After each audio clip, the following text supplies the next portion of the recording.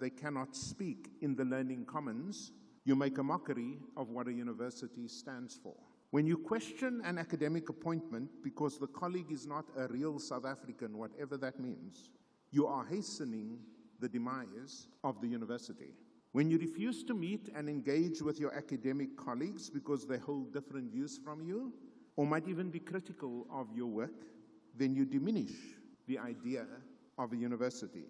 Now, make no mistake, when you stand up for the idea of a university as a democratic space in which ideas matter and not the force of numbers or the membership of a race or the allure of money or the blessing of government, make no mistake, you will be ostracized and you will be marginalized. You see, the idea of a university was never simply to hand students a degree after 3 to 5 years, or for academics to notch up research outputs as if this were a canning factory. No, the idea of a university was also to produce leaders who stand for something and who are prepared to stand alone.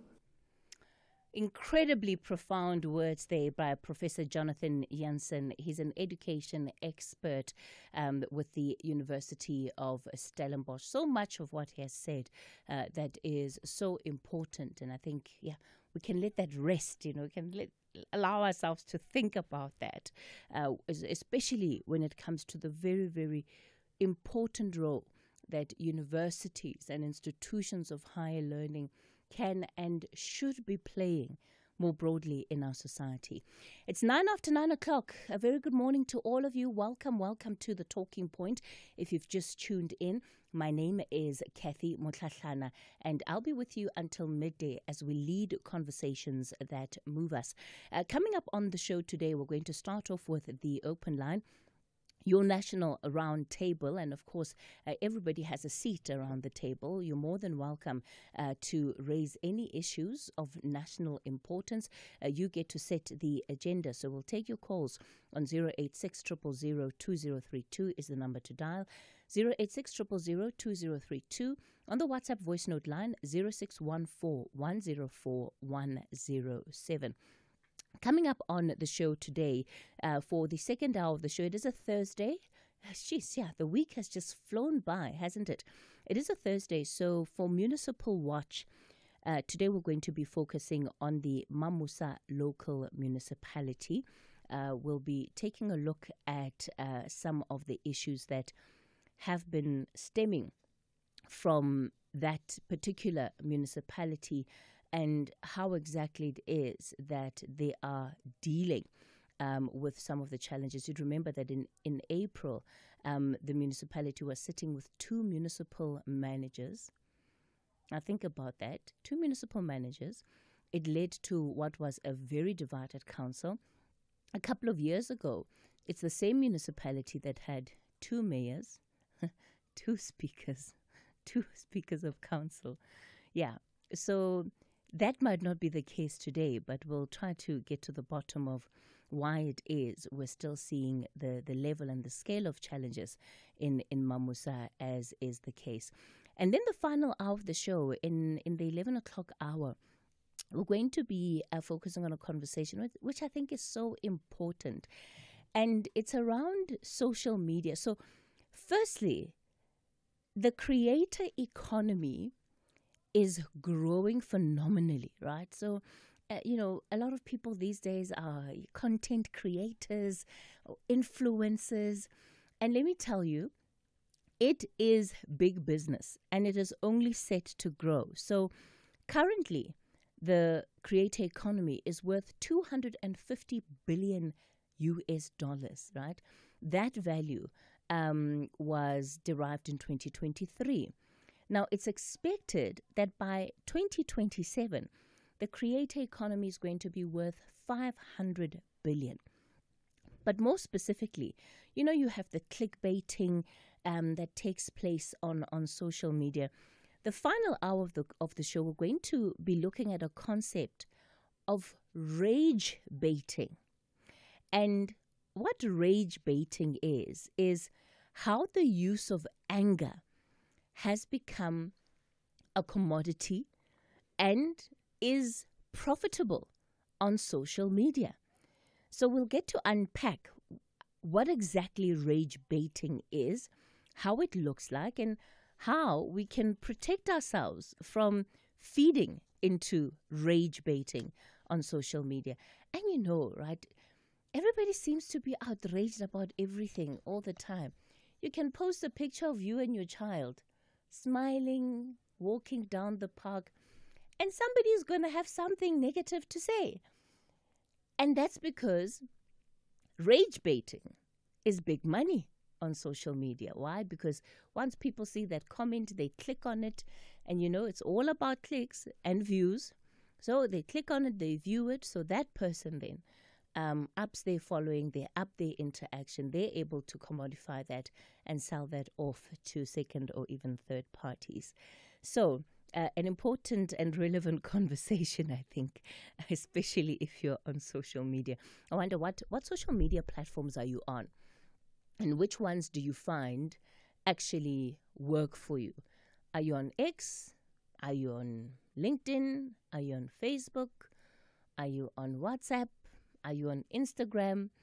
Which social media platform is your go-to social media platform?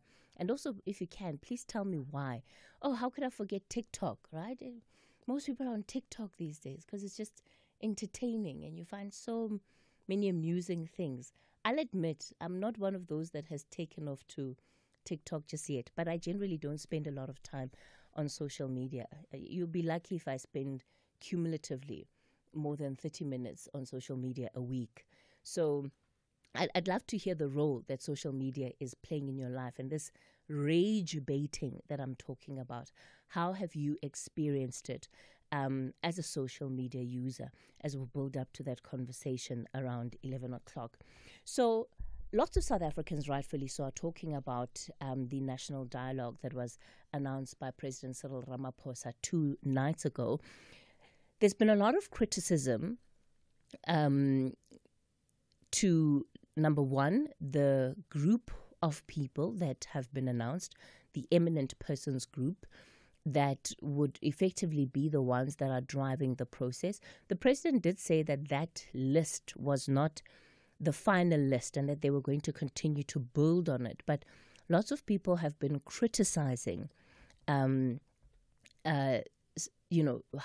the list is constituted, some of the people on the list, and this idea that it is taking on a top-down approach instead of a bottom-up approach.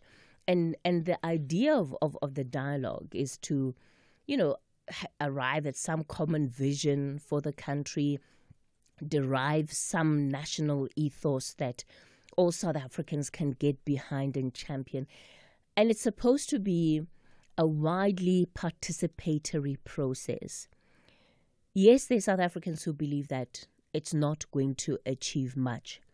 But what I want to know from you is, how do you think that the national dialogue should be structured in order for it to ensure that it takes in the contribution of South Africans more broadly, so to increase participation and to bring in as many voices as possible?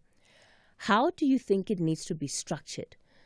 Because yes, people might say that they don't like what has been announced. But let's talk about what the alternative could and should look like, right? Let's share some ideas. What does it need in order to get the buy-in of all of society? Because yes, a national dialogue is not going to implement the things that are broken today that need to be done that are not being done. But it is important in terms of getting a sense of where South Africans are and what are the issues that South Africans would really want a government, and in particular, a government of national unity, to focus on going forward. Remember what the experts are telling us. The experts are saying that we're not going back to one-party dominance. They say multi-party governance is what we should be setting ourselves up for. So it's never been more important than now to be able to get a sense of what is it that South Africans want for their country. But how do we get there? How must it be structured? Who must be leading the process? How do they need to be leading the process? So instead of just saying it's not going to work, let's go a bit deeper to say why we believe it's not going to work in its current structure. And maybe you do believe it's going to work. And I want to hear from you too, to say why do you think that it will work. I'll take your calls on 086 000 2032, on the WhatsApp voice note line 0614 104 107. Let's take a quick break. I'm back with your calls after this. Planet Earth, third planet from the sun. A cool place within the solar system where you can pause and take a deep breath without your lungs exploding. Home to an amazing array of wildlife and amazing landscapes that will leave you breathless either through wonder or fear. For humans, it's a place they call home, the only one that they have now. Team Surai follows a dedicated group of individuals dedicated to protecting the planet. Their mission: to encourage viewers to take concrete steps to protect the Earth. Catch Team Surai Thursdays at 6 p.m. S3, open up.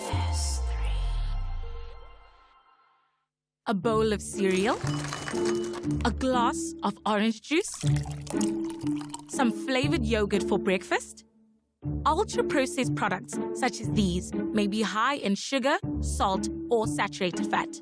Having too much of these products could lead to diabetes, hypertension, and heart disease. Our health is in danger. We have the right to know what's in our food. Demand front of package warning labels now. Sign the petition on healer.org. HEALA.org. This week on Off-Pitch Goals. After a successful career representing the likes of Kaizer Chiefs, Mamelodi Sundowns and SuperSport United, Thuso Phala tackles the property business. Join us as he breaks down his impressive portfolio and lets us in on his plans for the future. Streaming on SABC Plus and SABC Sport on DTT Channel 4 on Saturday, 14 June at 8:30 p.m. Off-Pitch Goals, where we showcase how the stars score in business. Brought to you by SABC Sport. For the love of the game. Cathy Mohlahlana on SAFM. Call us on 086 000 2032. All right, before I go to the phone lines, I want to read this message. One of our listeners says, Cathy, I'm on YouTube about 10 hours a day. I'm in church on YouTube. So even when they go to church, they're on YouTube. And this listener also says they love watching debates, watching religious debates on YouTube. 10 hours a day. Sir, what do you do that you're able to be on YouTube for 10 hours a day? Please, if you can, please just call us. I want to understand something. Also, the data to be on YouTube for 10 hours a day. Are you streaming for free? I have so many questions. And don't you get tired? JCK, you're calling us from Musina. Good morning. I'm good, sir. What do you want to talk about? National dialogue. This national dialogue is not so well representative. It doesn't represent people who are in rural areas, people who are at Kasi. It's those bourgeoisies, elites, those people who have got everything. So what are they going to talk about? And most of them are so loyal to that other party of which you know. And what I would like them, they should have engaged us with basic counter from Musina or come to the national dialogue. And we tell them what is happening on the street, not in the offices or under the air condition. But nevertheless, I would like them to talk much about immigration laws. It says that the immigration laws has compromised us gravely. If you see, we didn't know about load shedding here. Water shedding. We didn't know about it. We didn't know about load shedding. But because of this immigration law, that's why we are where we are. Before Yadi license, we didn't have that hiccup Yadi license. But because everybody illegal or what they are here. And then the other thing, state capture. I would like them to talk much about state capture. And they must leave the talk show to work, Sesikati, Sesi, Sakina, Buti Olifin, etc. We want implementation. Something must be done about state capture. Let me rest my case for now. So- JCK, counter from Sina. Or do you have something to say? So JCK, before you leave, how the process has been explained is that it is going to go down, to the main group is going to be running things, right? But then there will be a time where it goes down to the local municipalities, the provinces, and the national conventions. How would you have wanted to be consulted?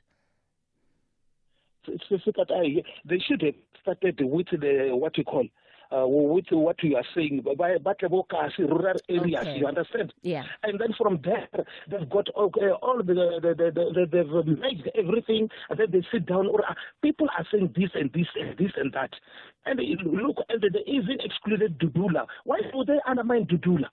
Why? These people it's just about themselves. That's why I'm so worried. They should start with us, not with those mayor. What do they call that white man who was with President Matamera? Rulf Mayor. Yeah. The people who drew the constitution that it's compromising us dearly. What is he going to say? Okay. And most of them is the old people. Oh, they've run out of ideas. And then we make a way. Okay, JCK, it looks like we're losing you on the line there, but you've made the point. JCK out in Musina says they needed to start with where the people are in the first place. Doomsy, you're in KZN. You also want to weigh in on the national dialogue. I'm in Cape Town. Yes, sir. Yes, I'm in Cape Town. I think the widest representation of people is Parliament. If there was to be any meaningful national dialogue, it should begin with public representatives being sent out to their constituencies where they represent the people. Maybe there could be community meetings and gather the views of the people. I think that will be the only meaningful national dialogue that can take place. But my question will go further and say, do the people really know what they want? Are we empowered to understand what we really want? Because from my own analysis, a lot of people are content with a capitalist system, yet it does not benefit them. What would have benefited the people is a more communist or Marxist kind of a system. But people would not understand such type of... I don't think there is a lot of people who understand enough about communism to be able to contribute enough on how it would benefit them. That's my own assessment. So, Doomsy, as things stand, parliamentarians are obligated to do work with constituencies. In fact, there's certain periods where Parliament is closed down just so that they're able to go out to the. Well, how would that be different? Because despite the fact that is a requirement and part of being a legislator, you still are sitting with the problem that we have today, that South Africans don't feel heard, they don't feel their issues are taken seriously, they don't feel represented. I think that's the problem there. We've got systems and structures that are supposed to capture the views of the people, but we are not utilizing them. I mean, it's not like there is something new that will happen from that dialogue that will shock everyone. Say, is this happening, or is this really what people... We already know what the people want from the different conversations, including the conversations that we have here on the national radio every day. So it's not like there is anything new. So it's about how to encapsulate the views of the people into that dialogue, which eventually, for example, There are people who can analyze these people's views and then suggest, because of their expertise, suggest a particular type of approach to addressing those. Maybe at that point, then we could have eminent people. But at this point, we already know the views of the people. We just need to be able to collect them, whether it's from parliamentarians issuing those reports, whether it's councillors, from the grassroots. Everyone has been saying something at grassroots. So there's nothing new that grassroots can, or even anyone can suggest. But for me, I think the biggest challenge is about understanding the two economic systems that have brought us to this current state of affairs. Okay. I blame the economic system, the capitalist economic system, for even the social problems, whether you're looking at crime, you're looking at inequality, everything that is currently happening can be traced back to the capitalist economic system, because it has created, including racism itself. It cannot be addressed by dialogue. It can only be addressed by an economic system that benefits the disadvantaged. So that whatever hatred that can come after people have been equalized will be of no effect, because I don't depend on anyone. All right, Dumzi, let's leave it there. Dumzi out in Cape Town. And I guess the other point is that it has to be honest, right? It has to be robust. It has to go to the heart of the pain points that South Africans are living with on a day-to-day basis. All right, so our listener, Anonymous, because I'm assuming it's a he, but it might also be a she. But Anonymous didn't sign off here. And this is our listener who said they're on YouTube 10 hours a day. So I see he goes on to say that, Cathy, I work 12 hours a day. So while I work, I listen to YouTube. So my day goes quicker and it goes better. It's like listening to the radio while I work. It's basically the same thing. Okay, all right, I'll take that. But it also means that you end up paying quite a lot of money on data, doesn't it? Let's take the latest news headlines. We're back with your calls on 086 000 2032, on the WhatsApp voice note line 0614 104 107. Good morning, I'm Anne Musa. In the headlines, the search for missing people has resumed following floods that hit Umtata and the Eastern Cape. 49 people, including learners, have been confirmed dead. 4 learners are still missing after floods swept away a minibus taxi they were travelling in. The murder case of rapper Keenan, aka Forbes, and his friend Tebelo Tibbs Mutswane is expected to resume today in the High Court in Durban. The prominent rapper and his celebrity chef friend were gunned down outside a restaurant in Durban 2 years ago. And the South African Federation of Trade Unions has expressed concerns over the World Bank's recently approved loan to South Africa. The Labour Federation has argued that the 26 billion rand loan will worsen the country's dependence on foreign creditors. I'll have details on these and other stories at 10. We all have an enemy. Not me. Oh, please. Trust me, you do. Some are vocal about it. I mean, they don't shy away from it. Open hatred. Well, at least they're honest about it. Then you get our Satan. Oh, they will hate you in the shadows. Consult the Magoya of Baloi. Maybe an Nkabi for you here and there. Trash your name until it can't even be recycled. Tune into My Secret Enemy and get a front row seat to some of the most spine-chilling stories in the Hall of Betrayal. My Secret Enemy, Mondays at 6 p.m. only on S3. Open up. With the ever-changing financial landscape, it can be difficult to make sense of all the moves at times. Join me, Jimmy Moyaha, on the SAFM Market Update with MoneyWeb, Mondays to Thursdays, 6 to 7 p.m, as we break down the key market trends, top financial stories, and smart investment insights, all in one place. It's everything you need to stay financially informed and ahead of the curve. Proudly brought to you by Volvo. It's safe to be brave with Volvo.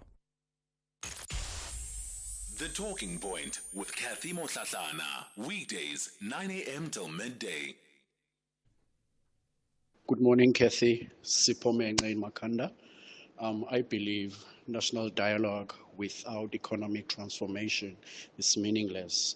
Without jobs, without electricity, without upliftment of the downtrodden is meaningless. They must come down to us, and then we can have the dialogue. Actually, I'm against this dialogue. It is the ANC failures. ANC must face it. ANC must correct their mistakes, and ANC has to come back to us and explain why did they fail. Hello, Ceci. It's Billy Marsha here in Skukuni. This national dialogue is just but a farce. What is that we must talk about as a nation? Because we are failing to do what our constitution tells us to do. I don't see what we are going to talk about. Thank you. Good morning, Katrina, SAFM listeners, your team there. I was listening to former statistician yesterday on our show talking about this national dialogue. I remember former President Thabo Mbeki talking about national dialogue prior to elections. Just before elections, he mentioned so many times about national dialogue before this GNU. Why was he not given? Why didn't they listen to him? And how is it going to help now? Because apparently it could have helped before elections so that we know who we elect. This national dialogue, and it comes now after elections. I don't know if it will really help, but however, we will have to support it as South Africans. I'm saying that. Marumo Mahikin, thank you very much. Call us on 086 000 2032.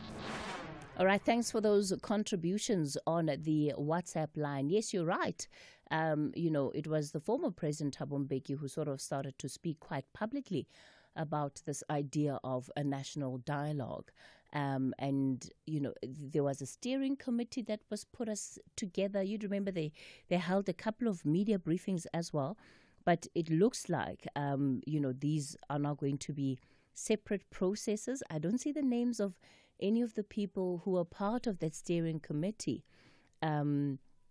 last year, that was put together last year, that are part of the group that has been announced by the president this week. So I guess it's also about how, the working together of all of these different entities that is also important. Khadi, you are in Sekhukhune. Good morning. Yeah, good morning, Cathy. How are you? I'm good, thank you, Khadi. Fine, thank you. I'm actually in agreement with JCK, with my thoughts. Multi-party, I think it has to be more multi-community organizational people driving this. We've got so many people from community-based organizations, your faith-based organizations, your school governing bodies, even South African police force from our communities. They are the ones that are on the ground that know what's happening. Cathy, what it feels like, when you have research papers and policy papers presented at universities, whatever entities, and they're just gathering dust. There is so much information that's out there coming from summits and dialogues and, I don't know, whatever the intention is, it has been researched time and time again. So why don't we have, as people like JCK Kaunda from Messina, he would be my number one person leading this dialogue, and people like him. And, let's have the communities offer, self-reliant, sustainable development models that we can all look at and say, here's one model, two models, three models, and then let us as citizens look at these models and then give our input and decide on which can work for us. Because I'm sitting in a rural area, I haven't had electricity for over a year. I have Giorgio tanks. I have vegetables growing in the garden. You know, I'm waiting patiently for Eskom to connect, but I'm doing the best that I can. I cook over fire. I have a paraffin stove as a backup. And I'm managing, and I'm sitting here. There's a copy in my view. I'm enjoying the view. I have a composting toilet. I don't mind. I don't care to have running, flushing toilets. I'm happy with my composting toilet, doing what Mother Nature does best. Isn't it everything gets composted in nature? Let's work with Mother Nature and develop sustainable models that can get us moving forward, Cathy. Khadi, thank you so much for that contribution.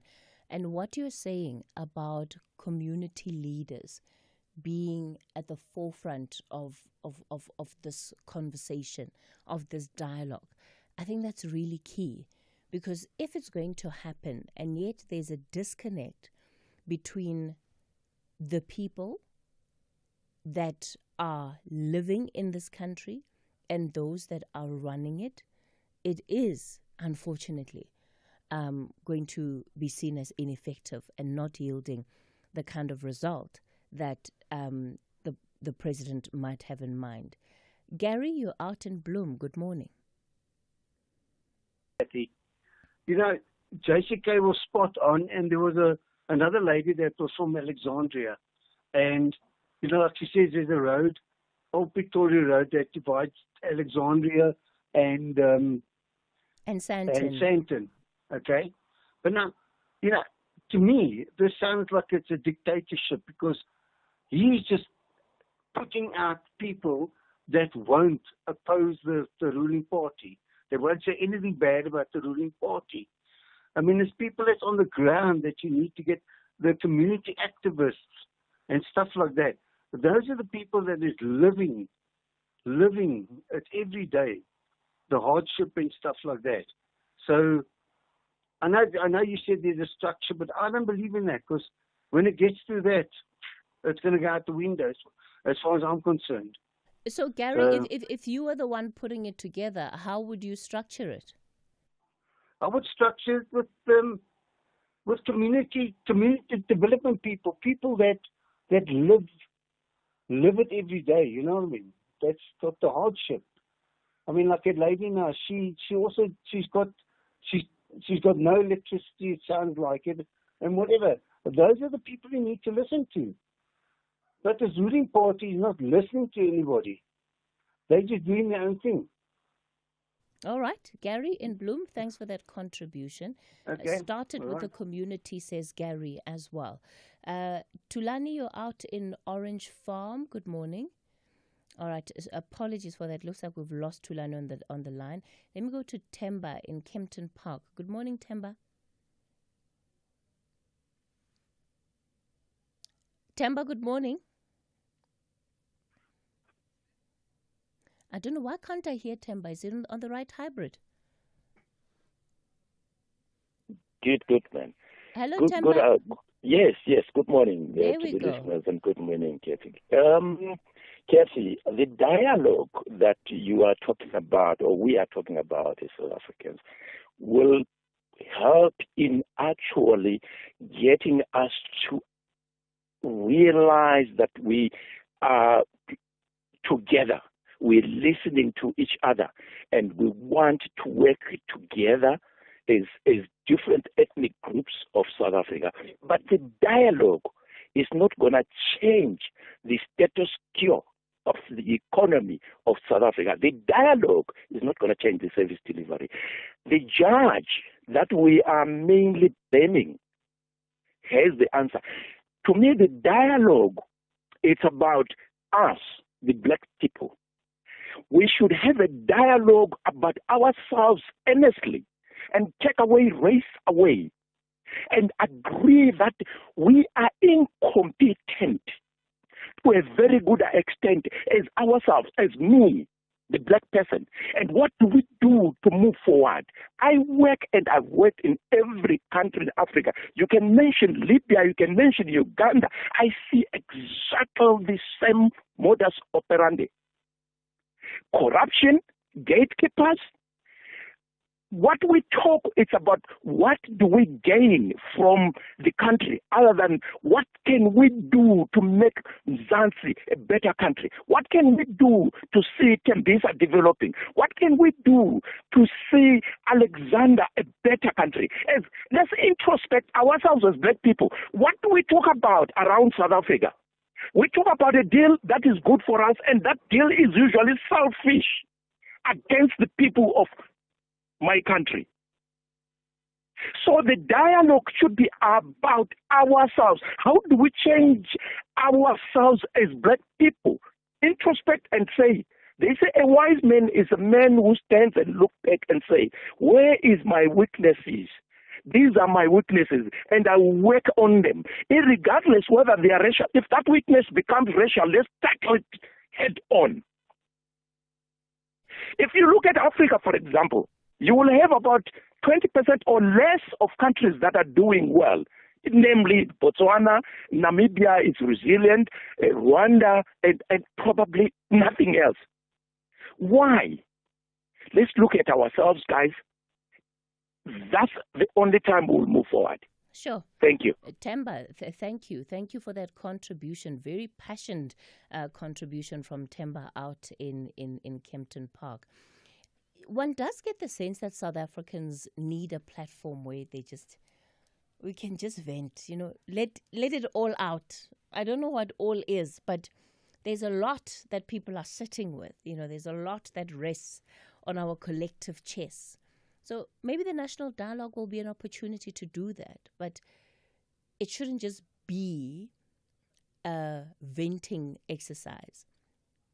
By all means, people must raise their grievances where they are not happy, but it must move beyond that. Mandla, you're in Boksburg. Good morning. Morning, Cathy. Thank you for taking this call, and good morning to your colleagues as well. My call is about the national dialogue, and specifically the recent announcement by the president, and the appointment of the list of eminent persons. Maybe the presidency needs to be afforded an opportunity to come and expand on this. From the statement, it is not clear what it is that list the eminent persons are to do, and representing what sector of society. I could not quite figure out what Siyakolisi would contribute to the, and I mean no disrespect to him, to the preparations for the national dialogue. As it stands, that announcement. Mandla, it means that he will be going on tour at in communities where the dialogue is being held, and that will make us happy because we'll see our national captain and we'll think about the World Cups we have won.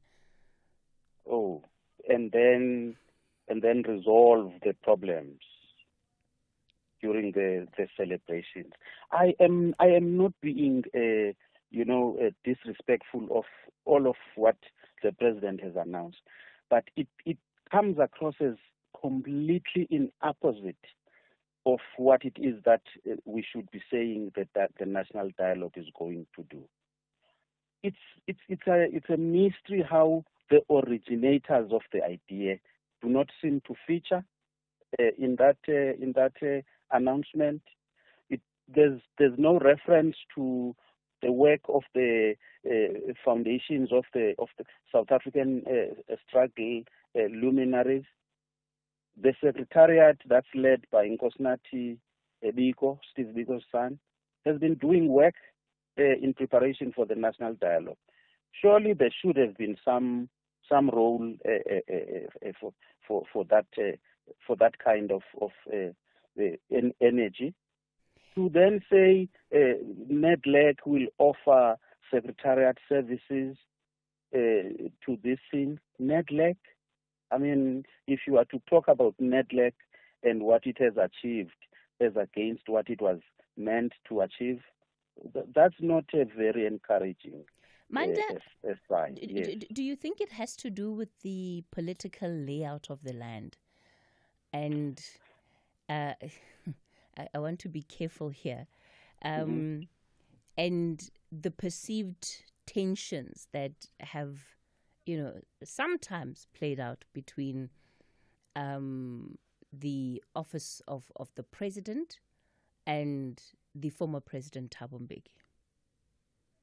Well, I don't know if, there could be perceptions of the tension. I certainly have not heard any of them making reference to such. Former President Mbeki has, I think, been very cordial when making reference to President Ramaphosa's presidency. I'm not saying that was the case, but that's why maybe they need to come and explain. I mean, the president needs to come and say, this is what informed the choices we made for these eminent persons. I think that's fair enough. Mabam at 95, she should be able to be someone that, can serve as a sounding board or soundboard. But where are the originators of the whole idea? All right, Yes. Mandla and Boksburg, you've said a mouthful. Let's leave it there. Let me Thank do you. this. We'll take a break, and then I'm back with your calls. We've upgraded. Our new GIS-linked national address database lets us connect with you better than ever before. By visualizing licensed and unlicensed households nationwide, we can ensure timely communication.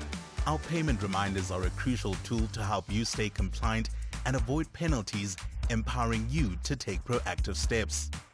Efficient electronic communication helps us collect fees seamlessly, bolstering the SABC's mandate in line with Section 27 of the Broadcasting Act. TV licenses. Pay yours, make a difference.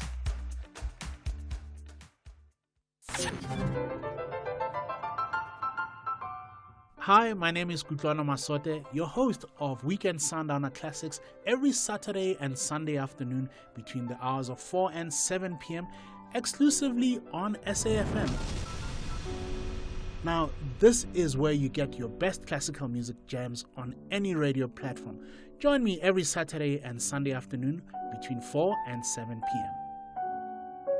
Weekend Sundowner Classics. Cathy Mohlahlana on SAFM. We continue the conversation on the open line. It's your national roundtable. I'm still taking your calls on 086 000 2032. On the WhatsApp voice note line, 0614 104 107. Tulani, you're in Orange Farm. Good morning. How are you? Hello, Tulani. Hello, Sister. How are you? Yes, good. I'm good, my sister. I've seen SAFM to help us about the train because it's been a long time around the Orange Farm. The people there, they are waiting a train like the way to Philippines and Lisa. So now the problem there, the PRASA, they put a table last year. They said the train is going to be around early 2025 January. So now the problem, we are spending a lot of money. Just imagine if we are waiting security, we spend 2 point something a month for transport. So I think the train is going to be better for us to use the train to go to work. Yeah, and I completely understand that plight, Tulani, around having to spend that much money on transport. If you don't mind my asking, Tulani, and please feel free to not answer the question, but how much do you earn? Come again, please. How much do you earn? It's a little money, my sister. It's a little money, but I'm spending transport around 2.5 a month because I'm using double transport from home to work. What So percentage of your salary would you say that is? Basic salary for security is around 6,000 rand a month. Yeah, so that's a third of your salary that effectively is going towards transport. It's completely unaffordable. Yes, so that's why I asking SAFM, because I think PASA will support us in that side, because last year you took a table and then around December you take time to put the train, the terminals. They cut all the tables. Now they don't have tables there.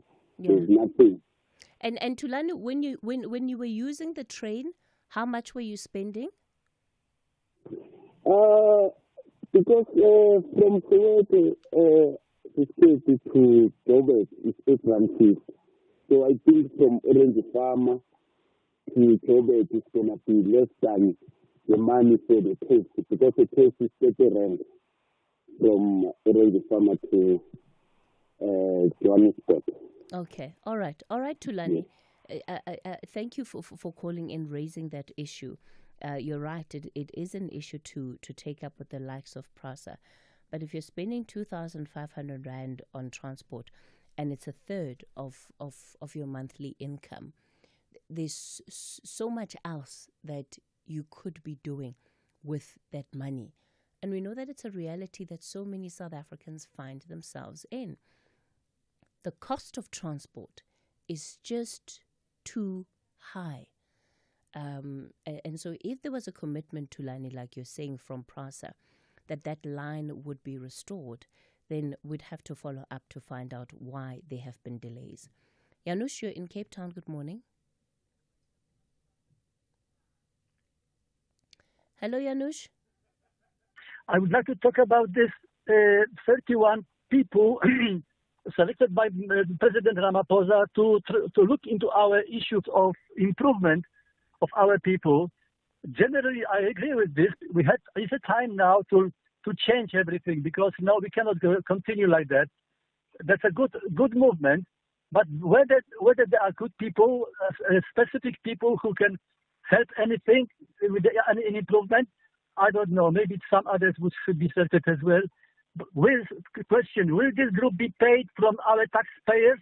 We know about Zondo Commission, how much we lost, and nothing happened.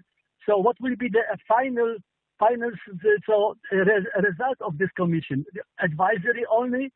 And will be Ramaphosa taking serious steps if they will make some suggestions?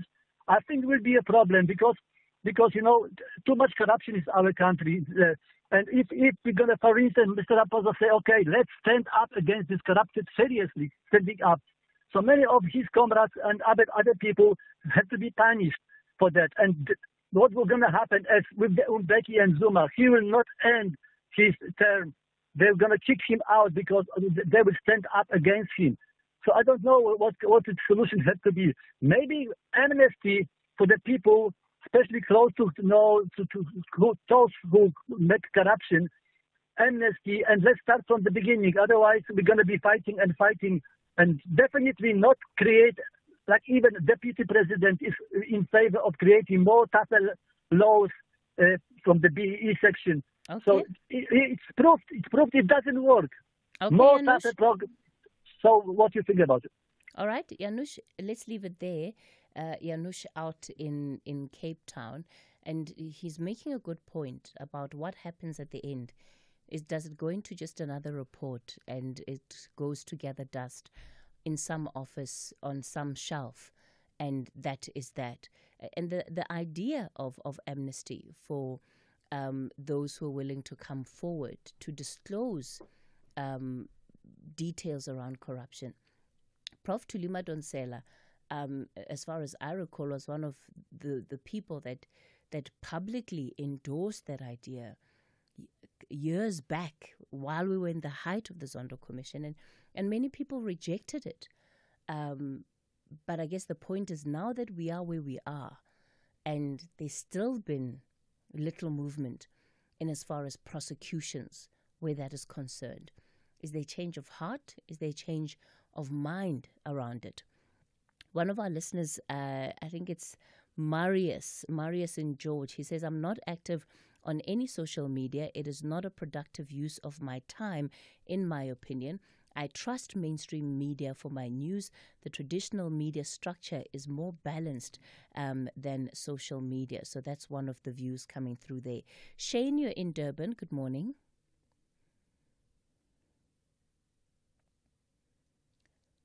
Good morning, Shane.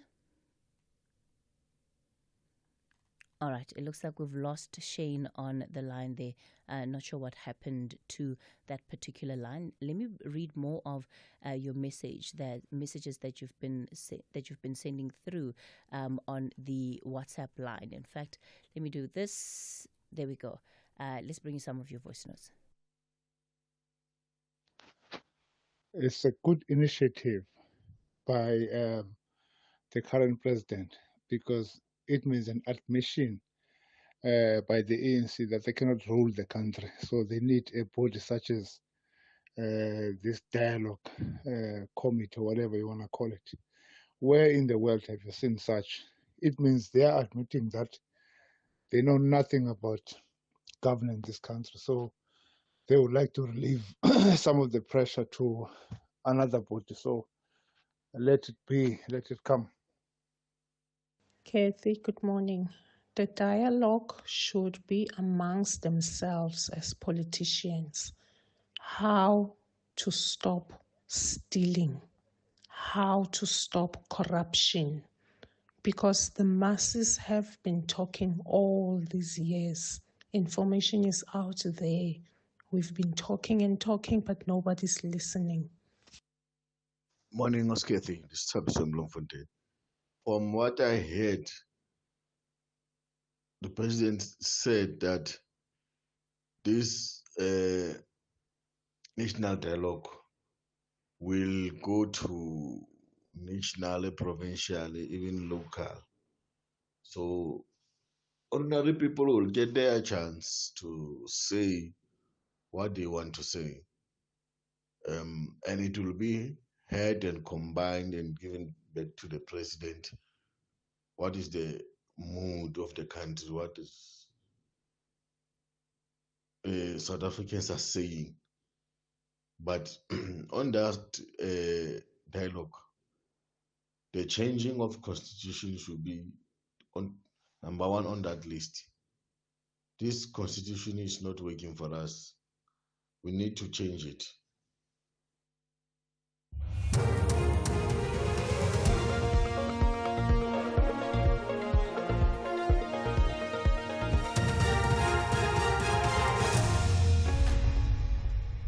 In our top stories, search for missing Eastern Cape flood victims continue, and SAFTU raises concerns over granted World Bank loan. Good morning. The search for missing people has resumed following floods that hit Umtata and the Eastern Cape. 49 people, including learners, have been confirmed dead. 4 learners are still missing after floods swept away a minibus taxi they were travelling in. Basic Education Minister Siviwe Hwahube is among the government officials that are visiting the area. They will also visit the school and families of the deceased learners. Hwahube has described the deaths of 6 learners from the Jumba Senior Secondary School as devastating. The point is to come and stand with our colleagues in the province who are reeling from this tragic loss. We know about 49 people have been confirmed as having been deceased. We also know that about 6 learners have also been confirmed as deceased, and we are still searching for 4 other learners. And of course, all missions and all efforts are targeted at finding these learners so it can bring closure and some kind of healing to the families. Today, I will be visiting the school. The murder case of rapper Keenan, aka Forbes, and his friend Tibelo Tips Mutswane is expected to resume in the High Court in Durban. The prominent rapper and his celebrity chef friend were gunned down outside a restaurant in Durban 2 years ago. 5 people are accused of the murders. They face charges including murder, conspiracy to commit murder, attempted murder, unlawful possession of firearms, and money laundering. The South African Federation of Trade Unions, SAFTU, has expressed concerns over the World Bank's recently approved loan to South Africa. The Labour Federation has argued that the 26 billion rand loan will worsen the country's dependence on foreign creditors. The loan is intended to support structural reforms which are aimed at improving the country's infrastructure. SAFTU also says South Africa has already seen the devastating impact of conditionally linked loans, which it attributed to the creation of ArcelorMittal. The General Secretary, Zulinzima Vavi.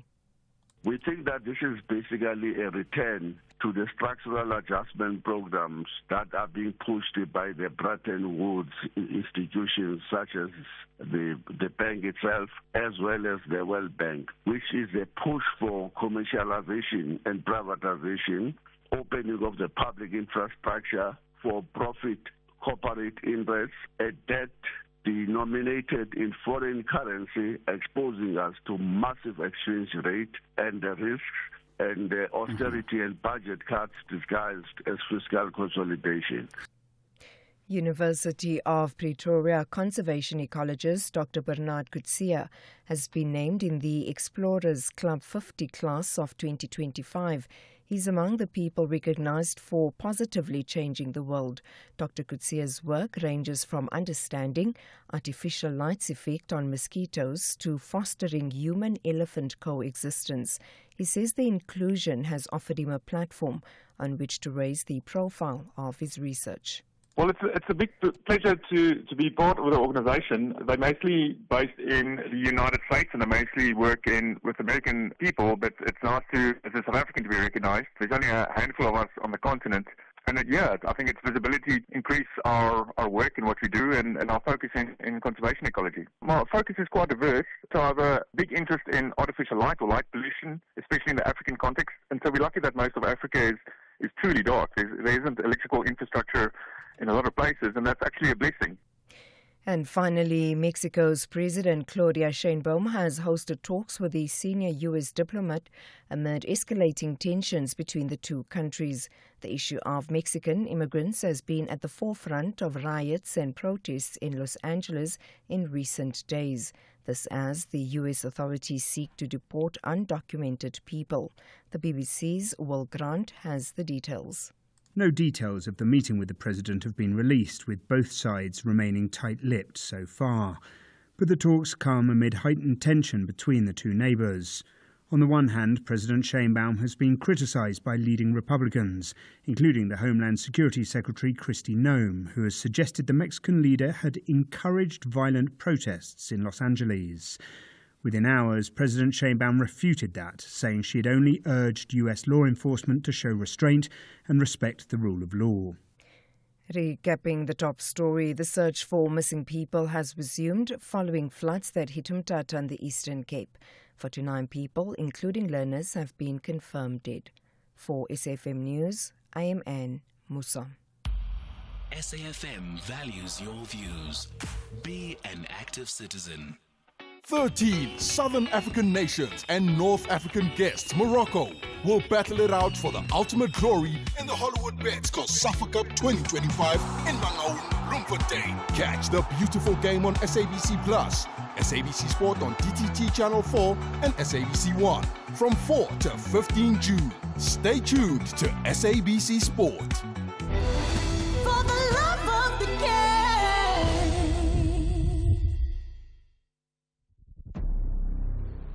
We all have an enemy. Not me. Oh, please. Trust me, you do. Some are vocal about it. I mean, they don't shy away from it. Open hatred. Well, at least they're honest about it.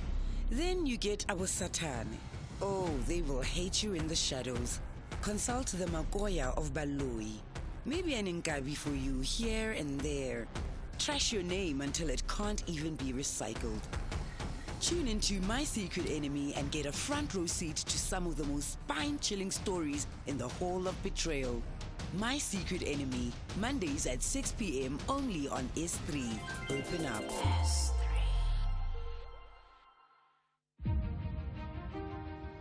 SAFM invites young people between the ages of 18 to 35 to take over the airwaves this Youth Month. All you have to do is send a WhatsApp voice note or text message to 061 410 4107 or email info@safm.co.za. Tell us which show you'd like to co-host and what youth-focused issues the G20 should incorporate ahead of the summit. And we could be calling you. Terms and conditions apply.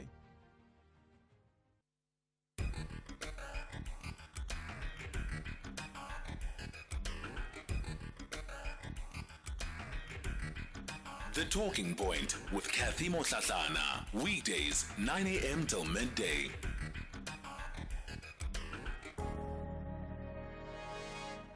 It's 8 after 10 o'clock. Welcome to the second hour of the Talking Point. Coming up in this hour, we're going to be getting into Municipal Watch. And today, we're focusing on the Mamusa local municipality. We'll get to that shortly. Before we do, just some of your voice notes from the open line. In East London. Cathy, when you talk about the tension between Thabo Mbeki and President Ramaphosa, I think Mbeki, he said that Mr. Ramaphosa, I think 2-3 years ago, he's in the State of the Nation, he said that there must be social impact to fight unemployment, crime, and other things. He said that Ramaphosa said those things in Parliament, but he never came back. There is nothing. He's doing nothing. I think that is where the tension is, whereby someone is trying to hold him accountable for what he said in Parliament, but he's running away Ramaphosa. No, Ramaphosa is a big businessman. You understand? B is about not working hard. You understand? It's about just grabbing there, and then you put the equity, and then you get the stake. So now Ramaphosa is exposed. Ramaphosa doesn't want to take responsibility. He's always using other people for his own things. Thank you. Good morning, Cathy. We have a problem where you find that our metros and our municipalities are not doing enough to either develop or upgrade infrastructure.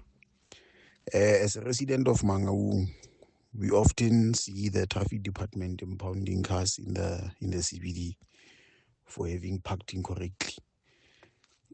But the number of motorists keep going up each and every year, but you don't see the metro doing anything about it, doing anything about developing new parking, yet cars are being impounded each and every year. It's a problem, and it's very frustrating. Hey, this is Cathy and all SAFM listeners. Good morning. Well, this narrative that has been peddled by the government officials of the Eastern Cape, that they have been saying that people should not build their houses in the flood line areas. Yet there are laws that needs to be enforced in this country, and it seems as if someone is sleeping on the job, and that is the government of the Eastern Cape, led by the Premier, who has no idea what must be done in this province. This is Andile from Stagsbrain in the Eastern Cape near Lesotho borders. Hello, Cathy. Hoping you're well. This is Daniel. Cathy, the World Bank is giving South Africa 26 billion rand as a loan. That money is gone, Mama. That money is gone. I can tell you right now, these politicians are jumping up and down just like a newborn babies. Oh, they're going to steal that money. They will steal it. Thanks, Cathy. Good morning, Cathy, and good morning to SAFM listeners. Cathy, I wish President can include Prime Mike and Middleburg. Prime Mike and Middleburg. He must be there. Babu Ngonde, East London, he must be there. And include all those parties. One member. Then we include the people on the ground. That will be good. Thank you. It's Honorable Makwekaya Kubana. But please don't include Mike Newlands. No, not Mike Newlands. No. It's big no. This week on Off Pitch Goals, after a successful career representing the likes of Kaizer Chiefs, Mamelodi Sundowns and SuperSport United, Tusopala tackles the property business. Join us as he breaks down his impressive portfolio and lets us in on his plans for the future. Streaming on SABC Plus and SABC Sport on DTT Channel 4 on Saturday, 14 June at 8:30 p.m. Off Pitch Goals, where we showcase how the stars score in business. Brought to you by SABC Sport.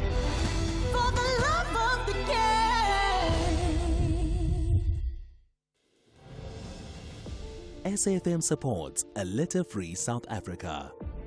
Play your part in keeping our surroundings and environment clean. SAFM, leading the conversation.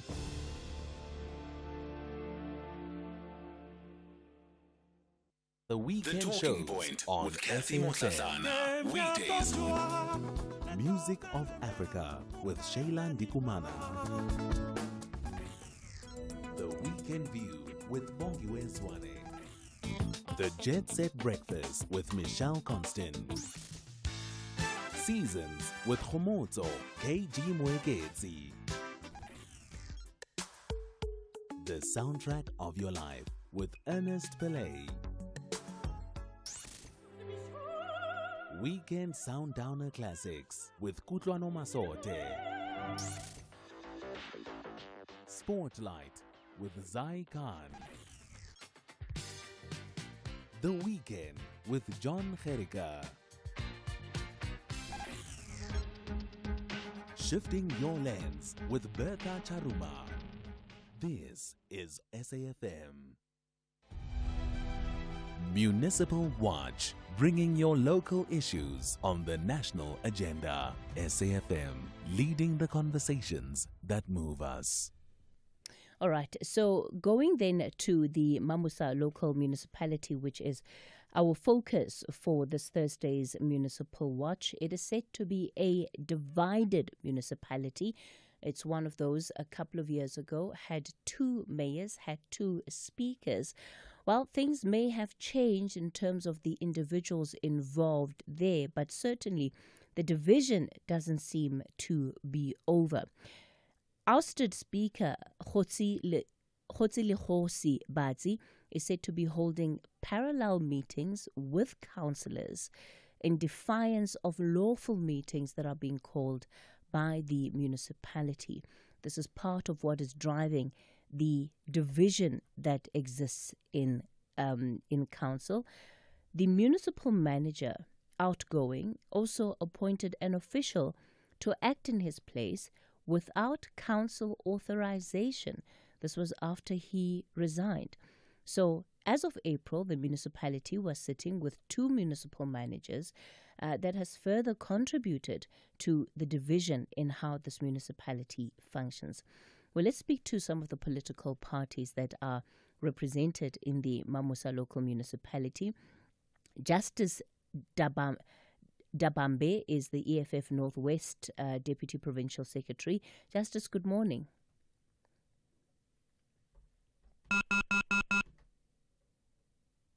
Good morning, Justice.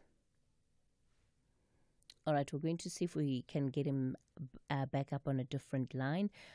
I hope this is going to go through. Given Bukhatsu, good morning. Good morning, madam. How are you? Good, thank you. Given is the Secretary General of the Azanian Independent Community Movement. Siatla Tebe Lipomani, good morning, sir. Good morning, how are you? I'm good, thank you. He's the ANC regional spokesperson at the Dr. Ruth Sekgomotsi Mompati district.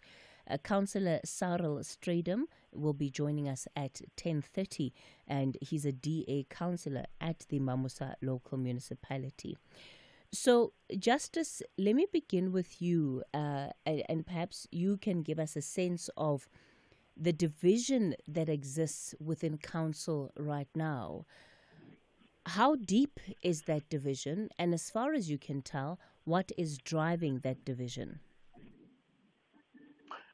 No, thank you. Good morning to you and your listeners. We need to start from the beginning, where the instability in the Council of Mamusa started.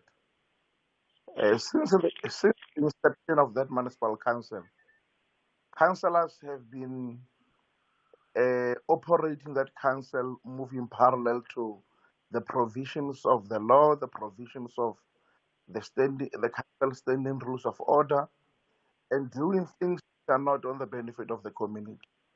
Now, because of that division of the municipal council, they have created instability at the level of administration, where even the decisions that council take with regard to the administration thereof, decisions are not in line with the law. We are told that the employees of Mamusa local municipality have not been receiving salary for about 2 months because National Treasury have communicated to withhold the equitable share. And this is precisely because of the challenges that the Council of Mamusa have created for itself and the employees of Mamusa. Now, as the ANC, we stand firm that the community of Mamusa deserves better, the employees of Mamusa deserve better. It is about time that councillors of that particular local municipality come back to their senses and understand that, especially those of the ANC, they serve at the behest of the ANC. They are sent there by the African National Congress to go and deliver on the mandate and the manifesto of the African National Congress. The community of Mamusa is having a serious problem of collection of waste. There are challenges of water, there are challenges of potholes in that particular local municipality. And the municipality, yes, for a lack of a better word, became ineffective and dysfunctional because of the crisis that council has plugged itself on. So our take as the ANC is that we need the Council of Mamusa to come back to their sense and understand and appreciate that they are not representing their jacket in the municipal council, but they are representing the interest of the community which have entrusted the ANC to deliver services to them. More so that Mamusa is one of the municipalities that is having a challenge of a very huge debt, and the fact that their collection rate is significantly poor, and they are depending mainly on the grants that they are receiving from National Treasury. We will want to implore upon them to remember that they are representing the community of Mamusa, and that particular community deserves much better. What is making it difficult for you to hold them accountable, especially to the extent that those or some of those individuals are your deployees? No, thank you. Like I started that when the council started, it started more or less on the page of a friends like this, where a sizable number of ANC councillors were not carrying out the ANC decisions. We have had a numerous meeting with them. We have had a numerous meeting with the provincial leadership. We have been given instructions that we are to implement. To this effect, we have received a report that some time ago they had removed the municipal council speaker of the ANC councillor, Dr. Batsi, and replaced him with someone else. We are also made aware that there are challenges with regard to the administration head, that the Department of Cocta had deployed a seasoned local government practitioner to go and assist that municipality, and that particular person has been withdrawn. We are busy processing the legal opinion that we have received both from the MEC, which is the deployee of the ANC, with regard to how best we can redeem the situation of Mamusa. But I want to place it on record that there are councillors of the ANC in Mamusa that previously we had subjected them to the disciplinary process, and that particular process had concluded. But the ANC is not an organization that is paying its own deployees. We have further had numerous meetings with them while we are in the process to implement that particular report of the disciplinary hearing, to try to see whether are we not able to find other ways of trying to restore cohesion in that particular municipal council. Where we are as the ANC now, we are giving that particular municipal council a serious attention. At the provincial level, the officials, they are seized with that particular matter. And I know that in terms of our activity plan, in the next 14 days, the regional executive committee, accompanied by the provincial officials, should be descending to that particular municipal council to go and try to resolve some of these matters once and for all. The fact of the matter is that we can no longer keep on talking and trying to plead with our deployees to do better. We are only left with one option now, to ensure that the ANC instructions are adhered to, and if they are not adhered to, we take appropriate steps to ensure that we redeem the situation. We have internal organizational processes that we are to follow when we are faced with challenges like these ones. And I want to implore that the ANC is processing that particular matter. It's not difficult for us to hold our deployees accountable at all. But like I said, that we become very cognizant of the fact that while we want to instill discipline, we did not bring distraction, because that particular council, despite the challenges that they are facing themselves, the municipality itself is in dire situation. So if I'm hearing you correctly, Seatla Tebe, it very much then also becomes a case of the ANC against the ANC in that municipality. No, not necessarily. We will not have parallel operations in the organization, and that is why when I started, I said there are elements that we had noted from inception of this council when it started, that there are more or less of friends like this operations that are taking place. Well, when you say friends like this operations, explain that. What are friends like this operations? Friends like this operation is when we find ourselves in situations where the ANC deployees in council are not taking the ANC instructions or directives, but rather they connive with opposition to do their own things. And those things, the only best way for us to understand them, because they are not informed by anything. They are not informed by the fact that they want to speed up challenges of service delivery. They are not informed by the fact that they want to speed up challenges of resolving the huge debt that municipality is having with regard to third-party payment, your pension fund, your SARS, all those deals and operations that our councillors, some of our councillors, not all of them, who are involved in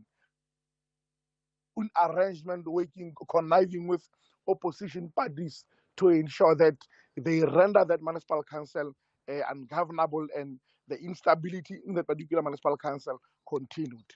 Like I'm saying, in the recent session that the organization held this past weekend in All Seasons in Mafikeng, the provincial chair, when he was closing that session, he was very clear that they are now descending to the Mamusa local municipality to ensure that we use our internal processes to resolve these matters once and for all. Okay, Seatla Tebe, we're going to leave it there.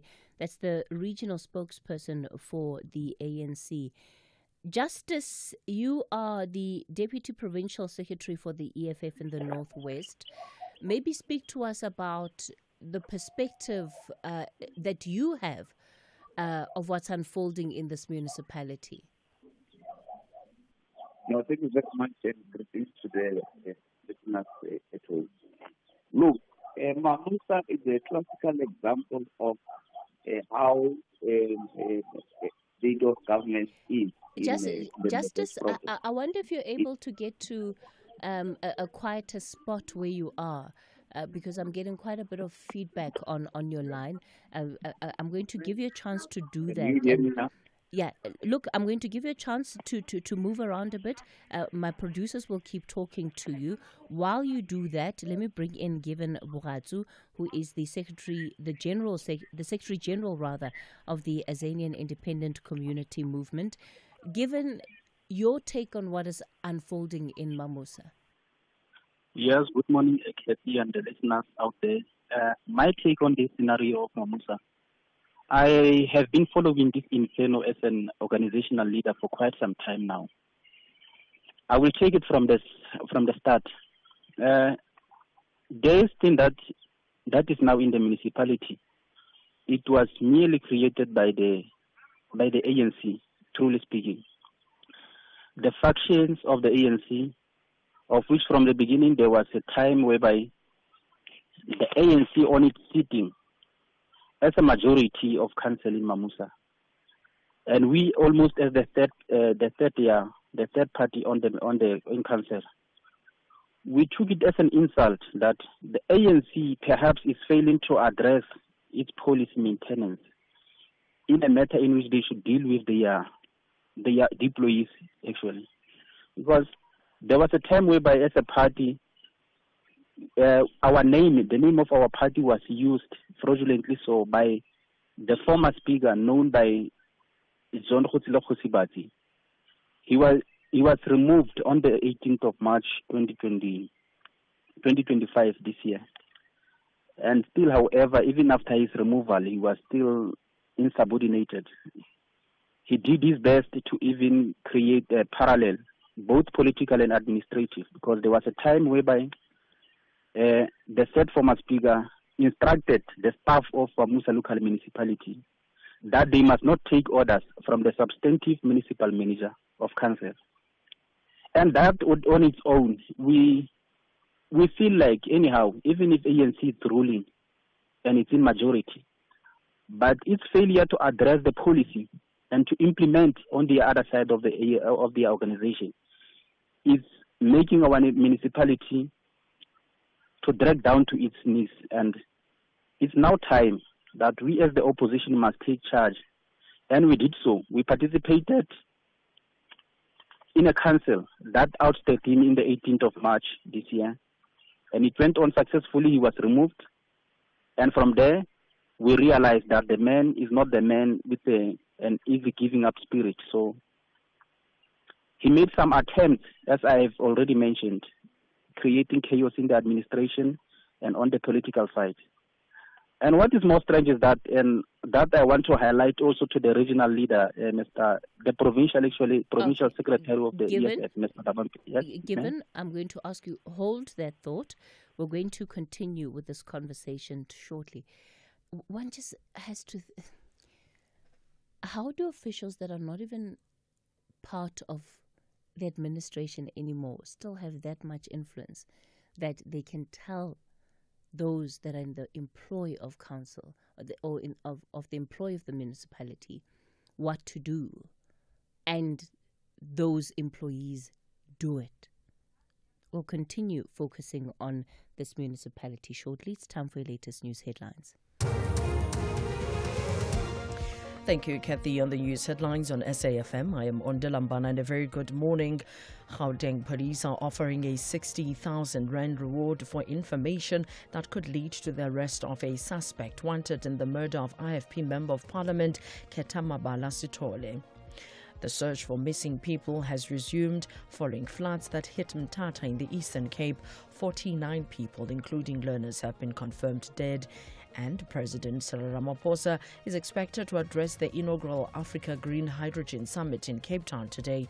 The two-day summit is being held under the theme Unlocking Africa's Green Hydrogen Potential for Sustainable Growth. A full update follows at the top of the hour. Taking a look at your markets this morning, the rand currently trading at 17 rand 82 to the dollar, 24 rand 10 to the pound, and 20 rand 54 to the euro. Markets in Asia were lower at the closing bell. The JSE mainly weaker in mid-morning trade. Markets in Europe are red across the board this morning. Gold is trading at $3,343, platinum $1,253 per ounce. The price of Brentwood oil is at $68.84 a barrel. Can one word unlock eternal glory? Okay, maybe just a shiny trophy and bragging rights. It's Password US, hosted by the king of chaos himself, Jimmy Fallon. Celebrities try to guess words. Hilarity ensues. Logic? Optional. Laughter guaranteed. Password US, where saying the right word might win the game, but saying the wrong one is way more fun. Password US, Saturdays 7:30 on S3. Say it like you mean it, or don't. We're not judging. You know, ever since I adopted positive energy-saving behaviors, the National Grid is thanking me.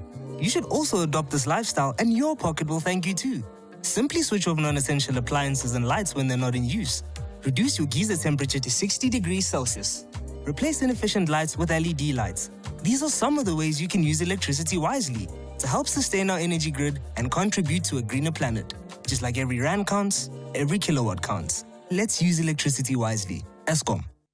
The reigning champions Banyana Banyana and 11 African national teams are ready to tackle each other for WAFCON 2024 to determine who are the real queens of the continent. Where Africa competes, South Africa connects. Experience the Women Africa Cup of Nations Morocco 2024 from 5 to 26 July 2025. Streaming live on SABC Plus, SABC 1 and SABC 2. Also available on SABC Sport on DTT Channel 4 and SABC radio stations. Proudly brought to you by SABC Sport. For the love of the game. The Blue Diamonds want to play their hearts out to secure important 3 points. But Masandawana ladies believe victory belongs to them. This is the Hollywood Bet Super League. Catch the big clash of giants, JVW ladies and Mamelodi Sundowns ladies, the Sunday 15 June at 2:30 p.m. Streaming live on SABC Plus and SABC 1. Also available on SABC radio stations. Proudly brought to you by SABC Sport. For the love of the game.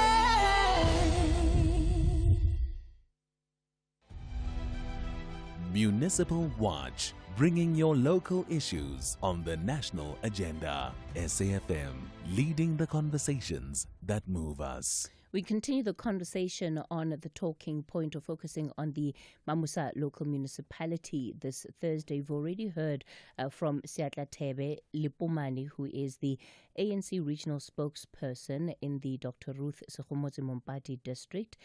Given Bogatsu is Secretary General of the Azanian Independent Community Movement.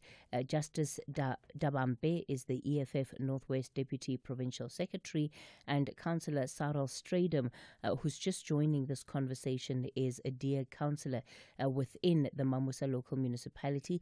Councillor Stradum, good morning to you, just making sure that you're on the line.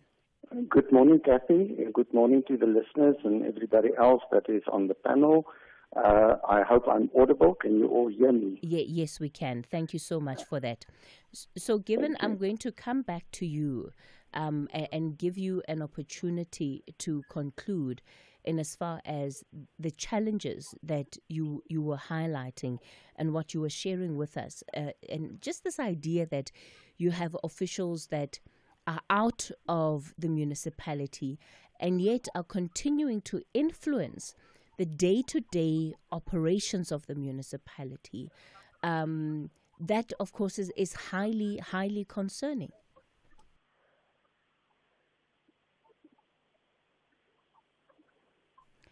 Hello, Given?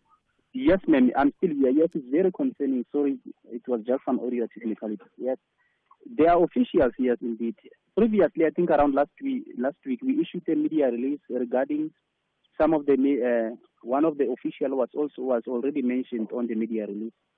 The problem that we have incurred is that when there are these parallels, it's only when we see best that which official is in this side and which official is in this side. But most of all, this thing is driven more by also politicians, because politicians are now friends with officials.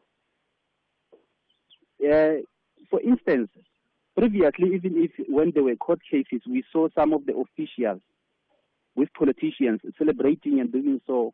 And it's not only in that platform. They do that in every space that they get, trying their best, even to show to us that how close officials and comrades are. more especially in the issue of this chaos that is now in the municipality. Some politicians, I would wonder sometimes if do they ever take a mandate from their parties that deployed them?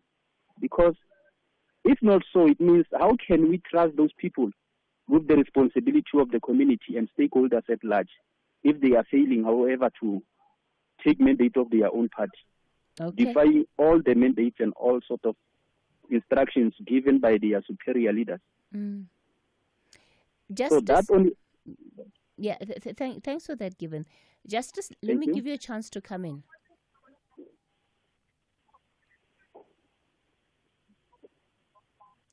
Good morning, Justice. Can you hear me now? Yes, I can. All right. No, thank you very much. And once again, greetings and good morning to the panel and the look, what is happening in Mamusa is a classical example of the state of governance in the Northwest Province, which is a total collapse of governance in the province. You'd remember that the problems in Mamusa precedes even 2025. Sometime in 2019, the council was dissolved, the new council was elected. 2021, we had local government elections. But the problem still remains the same. So the problem in Mamusa is the ANC itself. Until such a time that we remove ANC from government, that is the only time when we can see governance being restored and order being restored, our people being given services. Because even if you were to check the problems that led to the dissolution in 2019, the malfunctioning, the two councils, the suspension of officials, court cases, rampant corruption in 2019, it was there. It is still there now. Why? Because the ANC is still in charge of the municipality. And every time they are called into order, the party will come and give a contrary mandate. Councillors who take correct decisions, they are penalized in the municipality. So the Mamusa municipality situation is not different from the 22 municipalities in the Northwest province. And the problem remains the ANC. The ANC is unable to give correct mandates that are in line with the Structures Act, the Systems Act, and the MFMA. Currently, there are officials which are flagged in many reports, even preliminary reports, to say SCM processes were not followed. When we as an opposition try to take corrective measures towards ensuring that we restore order in terms of the SCM processes, the ANC will come and threaten some of their councillors that no, these ones you don't touch, you can touch only these ones. The officials have not, the employees have not been paid. The revenue of the municipality has dropped by over 1 million a month, over 1 million, meaning it's about 12 million loss that the municipality is currently experiencing. Yet the taps are dry. Even if you can go try get water, the taps are dry. The CFO just recently paid bodyguards for himself just to go to taverns and all that. And ANC defends such individuals. A person who bought a laptop with 10 times the value of that particular laptop. And the ANC defends such people. The speaker who imposes himself against the will of the majority of councillors, and the ANC defends such individuals.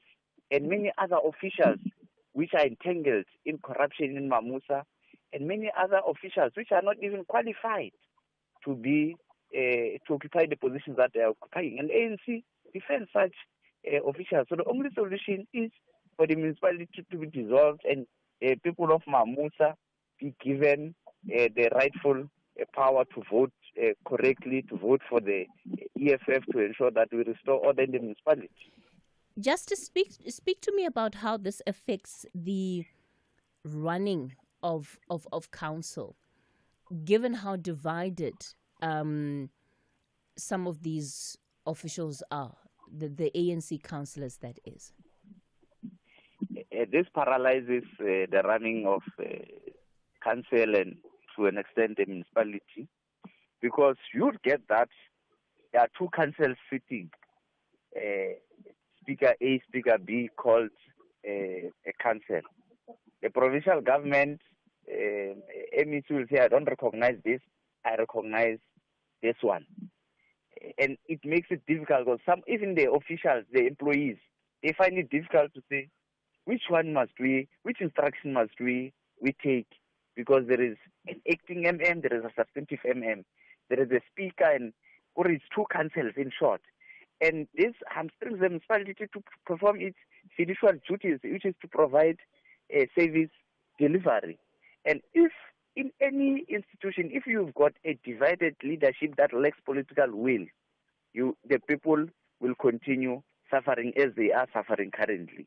If you've got officials who take sides and are not impartial, who take sides to say, I'm taking a side of my friend, I'm taking a side of my comrade, instead of looking at the substantive issues, you'll have problems in terms of the implementation. Because even now, workers are not paid. How will they deliver services when they themselves are not paid? When the third parties are not paid? It means even the staff morale is low. And the reason why they are not paid is because no one is able to implement the revenue collection, because everyone says, no, I'm the MM, this one says I'm the MM, I'm the speaker. So they end up discussing issues which are not strategic to the municipality, but are maybe strategic to the ANC and the provincial government. And we must call out the provincial government for failure to intervene in the municipality, and of course, it is an inability of the ANC to intervene in governance as it is across the province. All right. Cyril, it sounds like a bit of a misnomer to have a council that has two speakers. Technically, that is not possible, or at least shouldn't be possible. Why is it happening in Mamusa? What has gone wrong? I think the problem that we are facing presently. Let me just maybe before I get to that point, just highlight something that I've heard the previous speakers also alluded to. Remember, I became a councillor at Mamusa municipality in 2009. I am the longest serving councillor on that council, and this problem in Mamusa, when I became a councillor in 2009, I found it there. We've been through various instances where we were sitting with the same problem, then we were sitting with two mayors, then we were sitting with two speakers. So this is not something that is new to Mamusa. This is a problem that has been there since 2009. The issue at hand is there was a meeting of council that was held, and certain proposals were tabled, and the problem now is the following. A meeting of council took place, and that meeting that formed the quorum then adopted a motion of no confidence in the previous speaker, Councillor Batsi from the ANC, and elected a new speaker. Now, the problem is, you see, if you have a query with something, if you do not agree, you cannot simply decide I'm not agreeing, and then you want to hold everybody at ransom to that. I'm a lawyer by profession. I'm an admitted advocate. I'm an advocate by profession. The thing is, if you are of the opinion that this council meeting did not constitute correctly, that it took a decision that was not correct, you cannot now hold everybody at ransom. Then you must take the necessary recourse by either going to court to say, listen, I've been outed as the speaker in a wrongful way. You should then at least say, okay, for the moment I am submitting myself to the decision by this council, and I will approach the court to go to give me some recourse in terms of why I feel aggrieved. But the problem is now the situation is that the previous speaker, if I can refer to Councillor Batsi in that way, he has just decided, no, he's still the speaker. He does not recognize this meeting out of his own accord. And the thing is, they just continue to do the things the way they want to do it. There's no structure. There's no adherence to the rule of law. It seems that everybody just do as they please, and despite threats from the provincial government to intervene, that also doesn't happen because there don't seem to be a political will from the province to solve the problem in Mamusa. It is sort of like you can just go on and do whatever the hell you want to do there, and we'll be sitting on the sidelines and criticize, but they don't get involved and sort out the mess in Mamusa. And at the end of the day, the people living in Mamusa, they are the ones that are suffering because there's no service delivery. We're sitting in situations where, for the past, let me just look at the present term that we are sitting now as council. We are basically having, I think there was 2 statutory council meetings that took place. Special council meetings take place, mostly dealing with issues of compliance. The portfolios are not sitting. There's just nothing happening in Mamusa, and this is a big concern. I mean, people are. One of the speakers mentioned it. The salary since last year, October, we've been sitting now in a situation where every second month people are not getting their salaries or they're getting paid late. Service providers are not being paid. We are in arrears with Eskom, with SARS. It is just absolute chaos, and there doesn't seem to be a will from the province to intervene and say, let's stop this infighting, and because the ANC's got the outright majority. We should not be sitting in this situation. Thank you for that contribution, Cyril. Yeah, let's take a quick break, and I'm back with more after this. Whether it is a CCMA referral, problems with a mechanic, or unfair blacklisting, Clientele legal plans are affordable, and you receive up to 670,000 rands worth of legal services per year. We cover civil, criminal, and labor-related matters. Our legal team will be your support 24 hours a day. SMS SAFM to 32195. That's SAFM to 32195. Clientele General is an authorized FSP and a licensed non-life insurer. T's and C's online. Standard rates apply. 13 Southern African nations and North African guests, Morocco, will battle it out for the ultimate glory in the Hollywood Bets COSAFA Cup 2025 in Mangaung, Bloemfontein. Catch the beautiful game on SABC Plus, SABC Sport on TTT Channel 4 and SABC 1 from 4 to 15 June. Stay tuned to SABC Sport. For the love of the game. It's a tough day for Mark. Tight deadlines and challenges everywhere. But Mark can rest easy because when he bought his Hino 700 2845 truck tractor, he received a complimentary service plan covering up to 210,000 kilometers for short haul and up to 280,000 kilometers for long haul. Nice one, Mark. Visit your dealer today to find out more about this limited time offer. Hino, all the way. T's and C's apply. Hey, Paul, what's the rush? I'm off to SARS. I want to check if I'll be auto-assessed. No need. If you're auto-assessed, SARS will send you a notice between 7 and 20 July. So I just wait for the notice? Exactly. If you get the notice, check it. And if you agree, you're done. Disagree, file using e-filing or the SARS Mobi app. If you don't get the notice, file from 21 July. Make tax matters your priority. Go to sars.gov.za and say goodbye to queues. SARS, at your service. Municipal Watch, bringing your local issues on the national agenda. SAFM, leading the conversations that move us.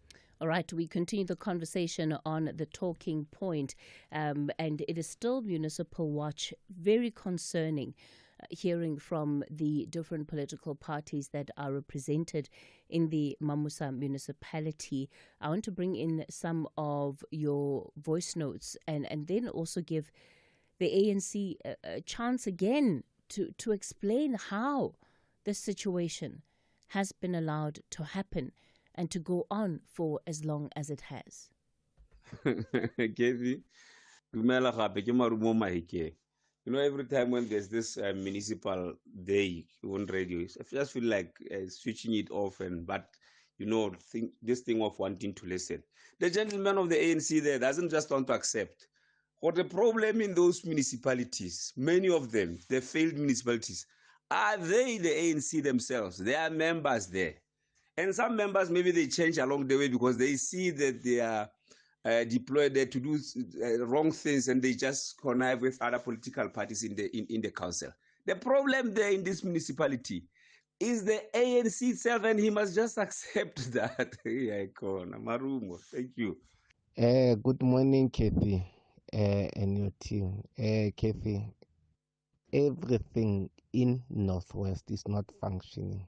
Our municipality are not functioning in Northwest, but I blame our premier. He is so scared to hold the executive to account, especially MMC, MEC. Those guys, they are behaving like are not the key deployment, Kathy. So everything in Northwest is collapsed. Dr. Kenneth Kaunda, they are busy prioritizing skeleton employee. City of Matlosana, they stole 1.1 billion. Everything in Northwest is not functioning. And Premier Lazi, there is nothing working. So we are just watching and see what's next. Keep see Matlosana. Good morning, Skip. This is Cathy Mohlahlana. This guy from the ANC, he's busy talking about them having numerous meetings, without even telling us what was the outcome of the meetings. What is the clear step that's going to be taken against anyone else who is not doing what he's supposed to do? The mere fact that he's spending such a long time trying to explain one simple issue tells you that even in those meetings, they will spend hours talking to each other, without really understanding what are they saying. They talk until they are tired without really saying anything. Because what he's trying to explain here, I can't even understand what he's trying to say. Having several meetings, the provincial and what is he actually saying? People are not doing what they're supposed to do. What's the next step? What have they done? That's simple. Thank you. Siatla Tebe, I think it's pretty clear that it is the ANC that has failed in this instance. Failed to hold its councillors, deployees accountable. Failed to ensure that even though there may be factional battles, those don't flow into council and they don't lead to the state of paralysis that the municipality finds itself in today.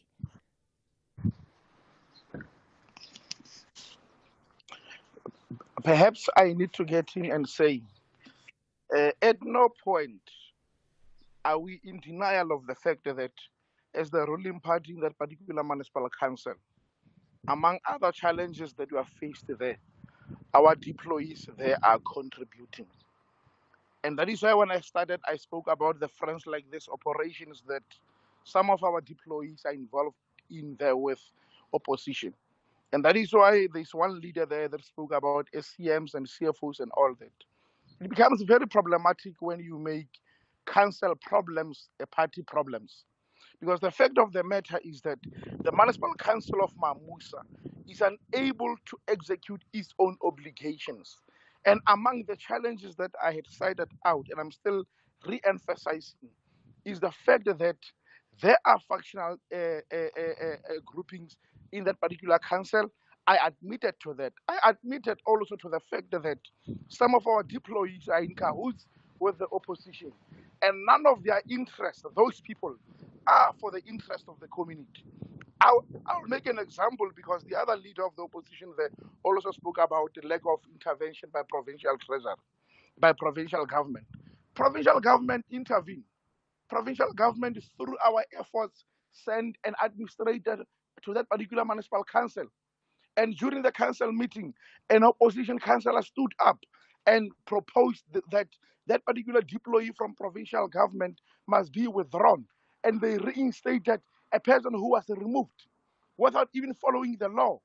The municipal council of Mamusa is not ran through the provisions of the council standing rules of order.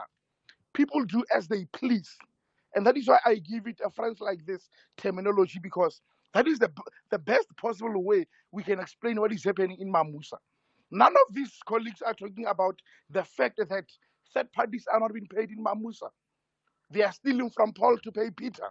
And I'm admitting to say our internal challenges with regard to our deployees, we are tending to them. But I will not come here and want to lament on the fact that there are challenges there and our deployees are involved.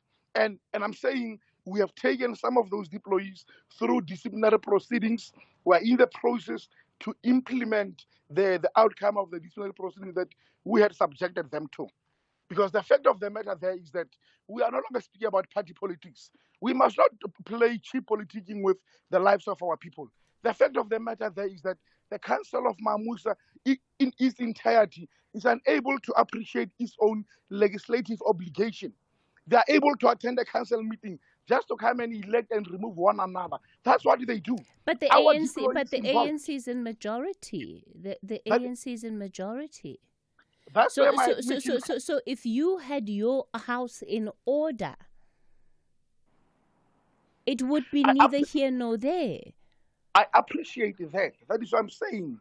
We have had internal challenges of where the party mandates were not upheld in that particular institution. You have just had one leader of opposition advocating for those ANC deployees who are not taking our mandate, citing them to be illegal. How does a member of an opposition know which party mandates are illegal or legal? And those are precisely the challenges that we are faced with. That some of our deployees are in cahoots with opposition to bring down that particular municipal council. A decision neither to resolve that municipal council does not rest with minority. If they want to win elections, they must go back to elections and win them. So, yeah, Mr. Seatla Tebe, to me, whether should we propose dissolutions or not of that particular municipal council rest upon ourselves. The same way you are holding us accountable to say the simple thing begins with the ANC in that municipality getting its house in order.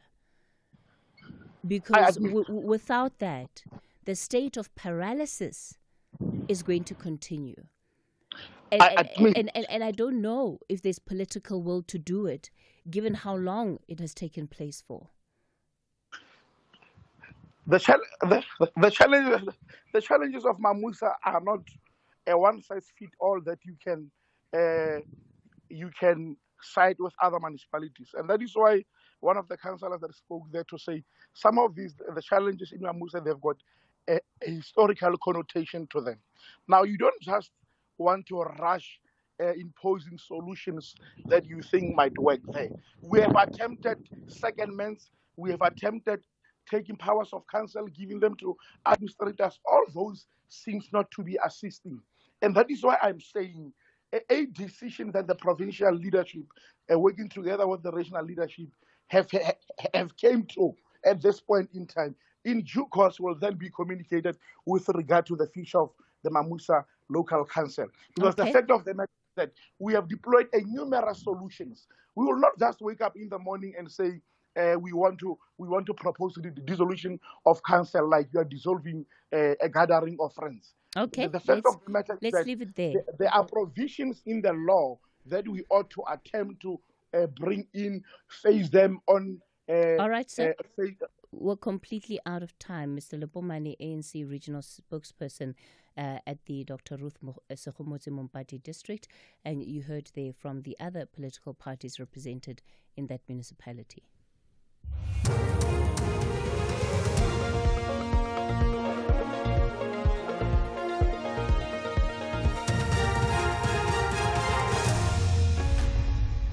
On the top story, South Africa makes progress in the green hydrogen industry and refugees starve in camps after U.S. aid cuts. For SAFM News, I am Ondelambana and a very good morning. President Cyril Ramaphosa says South Africa has made progress in building a green hydrogen industry. He was speaking at the inaugural Africa Green Hydrogen Summit currently underway in Cape Town. The two-day summit is being held under the theme Unlocking Africa's Green Hydrogen Potential for Sustainable Growth. The aim is to shape the continent's emerging green hydrogen sector. Ramaphosa has also emphasized the need for collaboration among African countries in transitioning to green hydrogen. To date, South Africa has invested more than 1.5 billion rand in our Hydrogen South Africa program. Through our partnership with the European Union, we have prioritized support to projects like Sasol's High Shift program, which aims to produce up to 400,000 tons of sustainable aviation fuel annually. The project directly supports African reindustrialization in many ways, as well as European energy transition goals. Gauteng police are offering a 60,000 rand reward for information that could lead to the arrest of a suspect wanted in the murder of IFP Member of Parliament Ketamabala Sithole.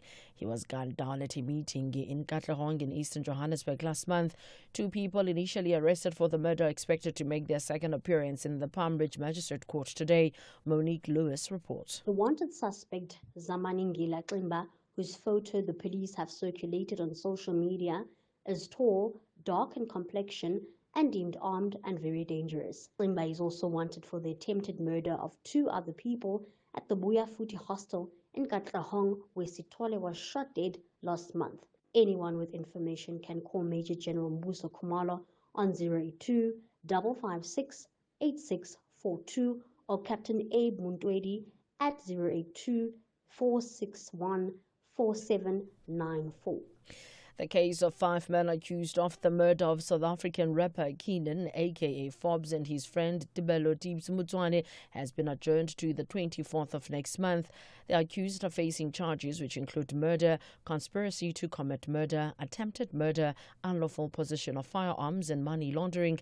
The state says it needs to deal with certain issues with the defense, but the issues have not been disclosed.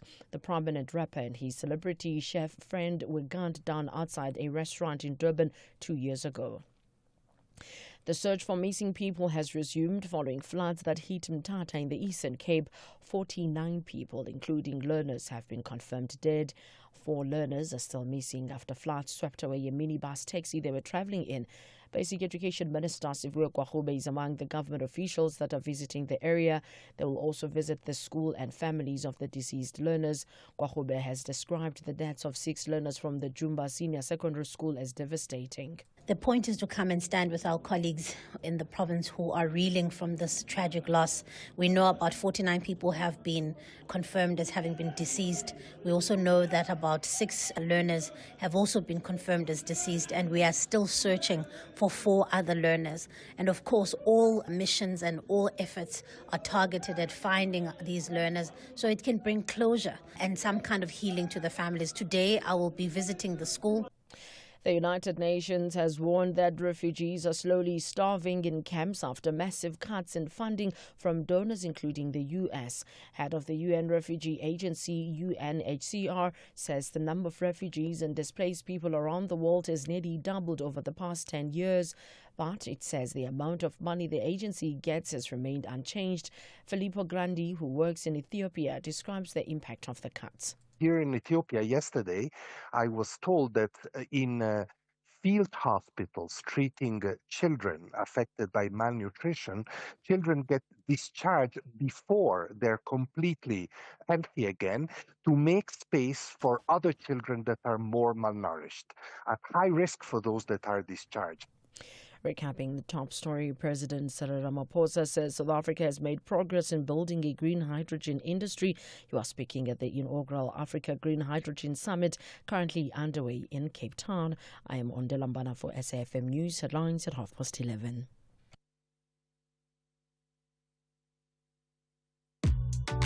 What if you open up more? Open up to learning and experiencing more of Mzansi and abroad. What if you open up culture and explore the extraordinary from music to drama and the latest fashion?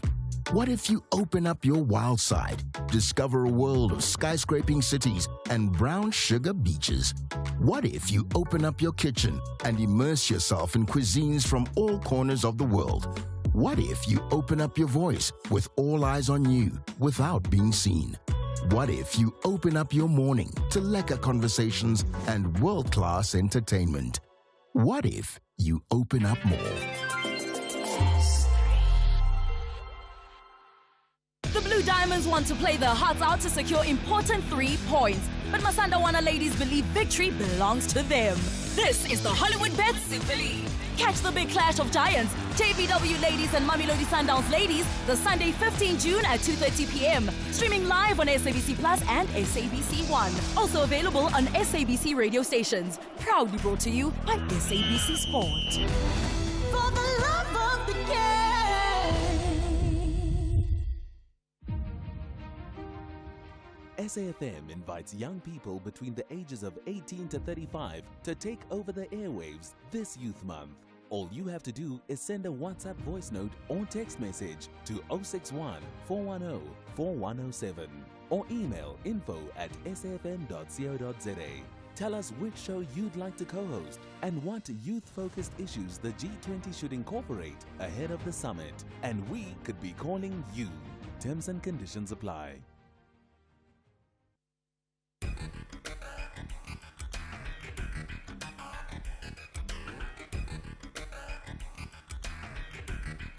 The Talking Point with Cathy Mohlahlana. Weekdays, 9 a.m. till midday.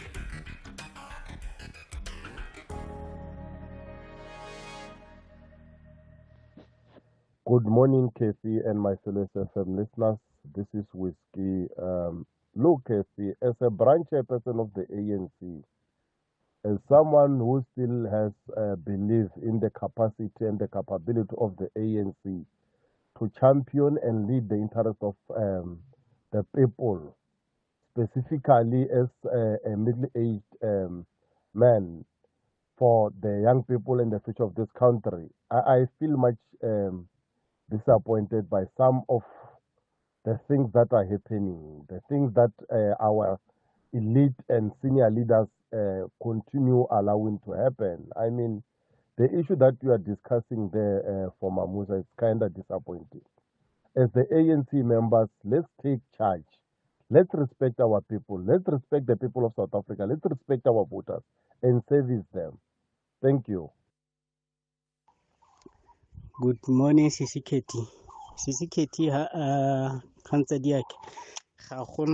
there is nothing is going to be fine when the ANC is still the power. Inter municipalities just the same. They are employing their comrades, they are doing the things for the comrade. So it's the same thing. What happened in Mamamusa is happening in Inter municipality.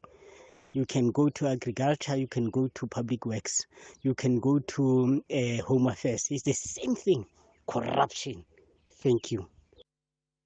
Good morning, Cathy and the listeners. Thank you for this municipal wash because it has just given me something to research about.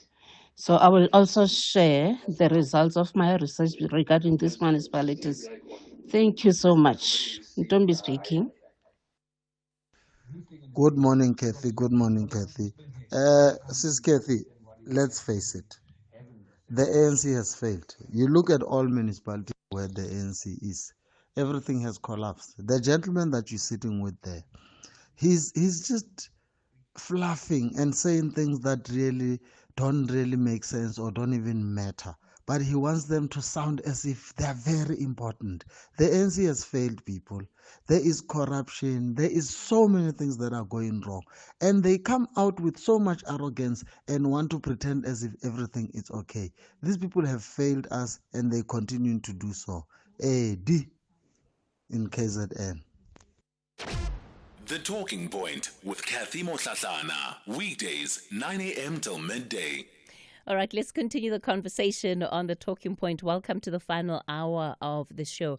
The feedback and some of the comments that you have shared around the Municipal Watch focus that we did today, I think it's fair, it's justified, because it's an untenable situation, and the fact that it has been allowed to go on for so long, and that there are no clear answers, there's no clear way forward, is part of the problem, right? It's part of the problem.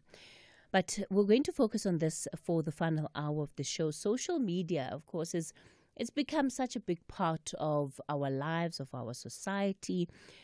You were talking about platforms here, information sharing that are meant to entertain, and it has also become platforms that people use to make money, and quite a lot of money. Currency and influence is really growing on social media, particularly for creators.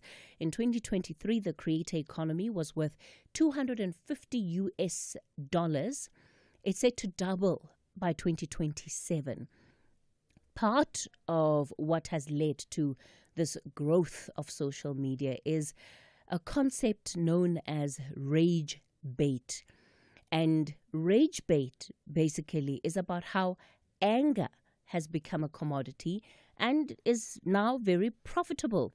The role of anger, or rather the role of misinformation, is also one of those that drives rage bait, because what do? You see something, you're so angry, so you click on the link, you want to comment, and all that does is that it drives up not only the viewership base, the interaction base of the people who are spreading that information, but it also makes their accounts a lot more profitable.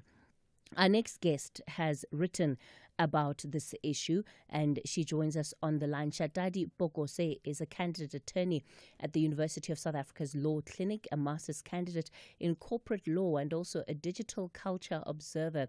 Shadadi, good morning to you. Good morning, Cathy, and good morning to your listeners. Just to correct, my surname is Poshoko. Oh, Poshoko. All right. Apologies for that. We've got it wrong No problem. here. Poshoko. Thank you. Thank you for that correction, Shadadi. So being a candidate attorney, I understand. Being a digital culture observer, you're going to have to explain to me. Shadadi, what does that mean? So as a digital observer, practically, as you know, you just basically observing the digital trends on the different digital platforms, but also their impact and how do they affect the users, and even some of the economic trends that then emerge from that. We see social media making money. So as an observer, you just check how is social media making money from that? How are the users benefiting from that? And for me personally, I also have quite an interest, maybe because of my profession as a candidate attorney, on some of the impacts to people from a legal perspective. You see people being impacted negatively legally by social media use and even these platforms. Let's talk about this concept of rage baiting. Clickbaiting, we know, we understand. What is rage baiting? So interesting you mentioned clickbaiting. So, rage baiting is, we can say, is a cousin of clickbaiting, right? But rage bait in particular is a manipulation tactic that is often used on social platforms or digital platforms, whereby it provokes outrage, anger, or any other form of emotional discontent. And as a result, this then gets people to engage the content.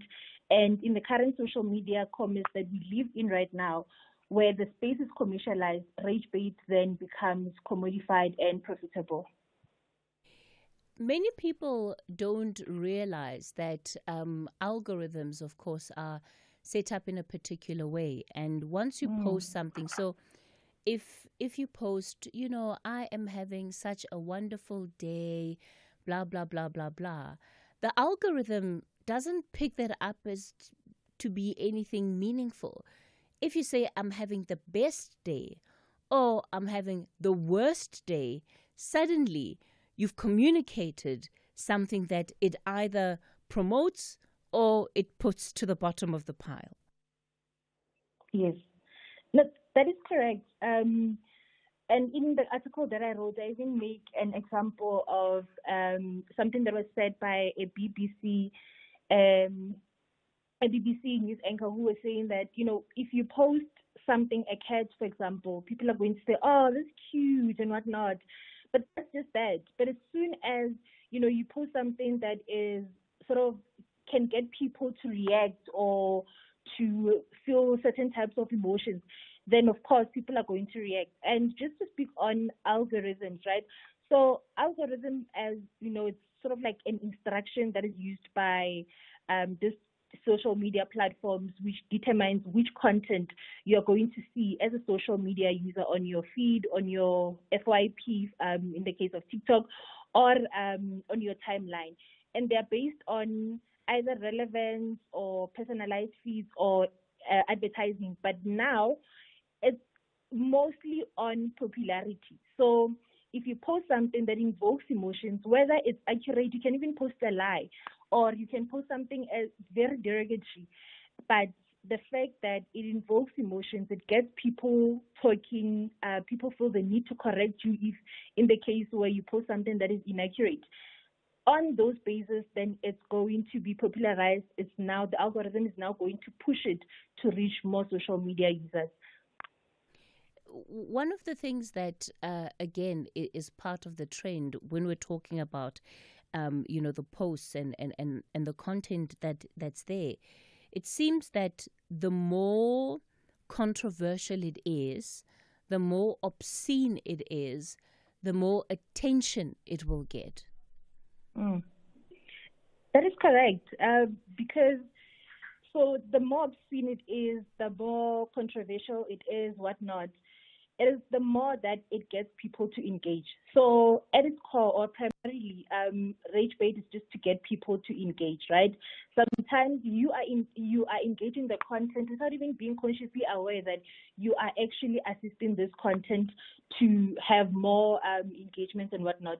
I will give an example, because now with rage bait, it's being used even by platforms, even media outlets that are very trusted in the country. They're using rage bait and clickbait simultaneously. So someone will post something that is, it gets other people angry. For example, there was a news platform that had posted on the issue of Olerato Mongale's killer. And on the post, they used the photo of the guy who was arrested and then later on released because he was cleared for his innocence. So they used his photo, and then the headline was about the police killing a prime suspect in the Olerato's murder case. But we know that that's not the man that was killed. And people in the comment section were trying to correct the media house to say, no, this is not the guy. Why would you do this? This is poor journalism and whatnot. But, despite them trying to correct the media house or calling the media house, what they are doing is engaging the content. And as a result, then social media sees that as content that is worthy of now being popularized amongst other social media platforms. But also in turn, this media house is now going to make money off that, of the high engagements that happened on the post. We're going to continue this conversation with Shadadi. She's mentioned the issue of money. So why is it that social media is able to make so much money off of negative emotions, off of our negative emotions? Catch the Tastemaster SA this Tuesday evening at 7:30 on SABC2 for a test of agility and creative flair as the contestants have to work in teams and learn how to trust each other. Guided by Judge Zolanene and guest chef Nathan Clark from the Test Kitchen fledglings, they'll need to stay sharp and think on their feet. Catch all the cooking drama on the Tastemaster SA. Tuesday evenings at 7:30, repeat Wednesdays at 1 and Sundays at 4 p.m. on SABC2.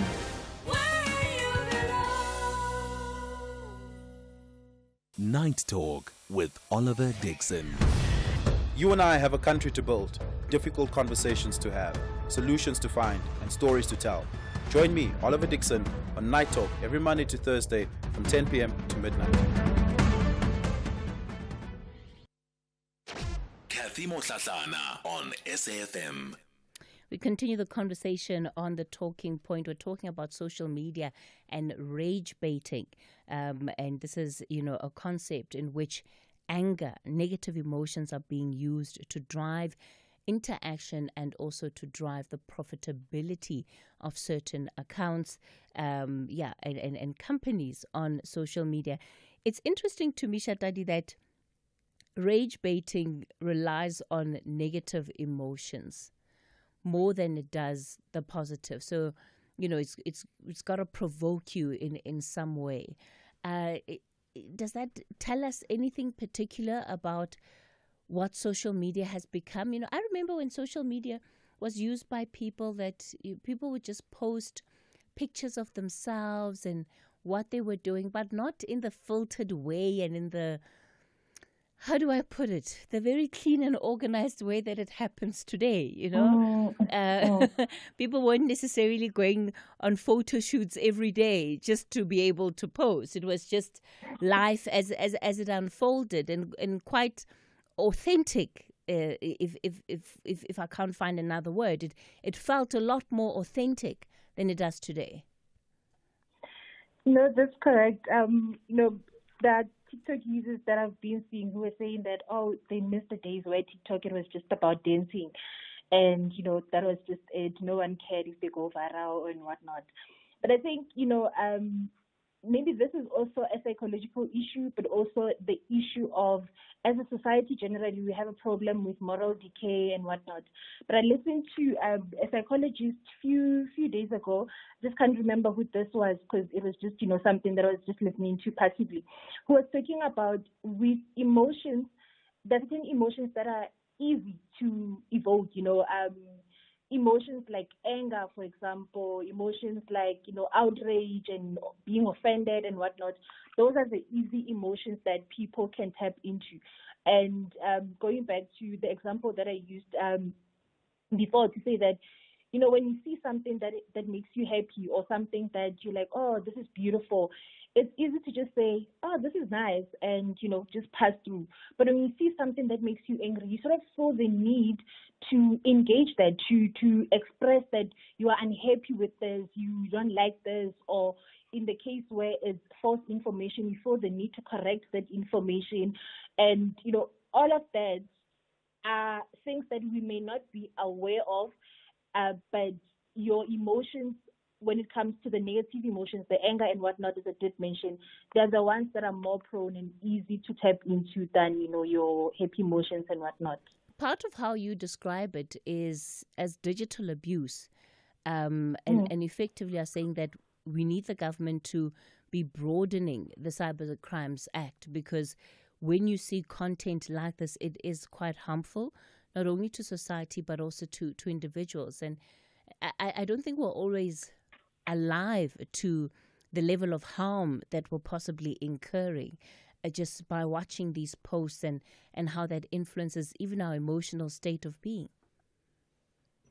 No, that is correct. I think, for a lot of us, we just passively go through this, but you are not really aware that this is actually, causing you problems or whatsoever. And in my research, as I was writing this article, I realized that for me, I've always viewed it as it does have, emotional harm.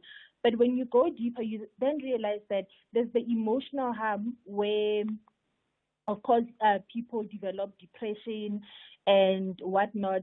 And I must also mention that there are many contributing factors to this where social media is concerned, where people do develop depression, anxiety, and whatnot from social media, not just from rage bait, but rage bait then does form part of this, and as it also sort of encourage even offline anger, sadness, and whatnot.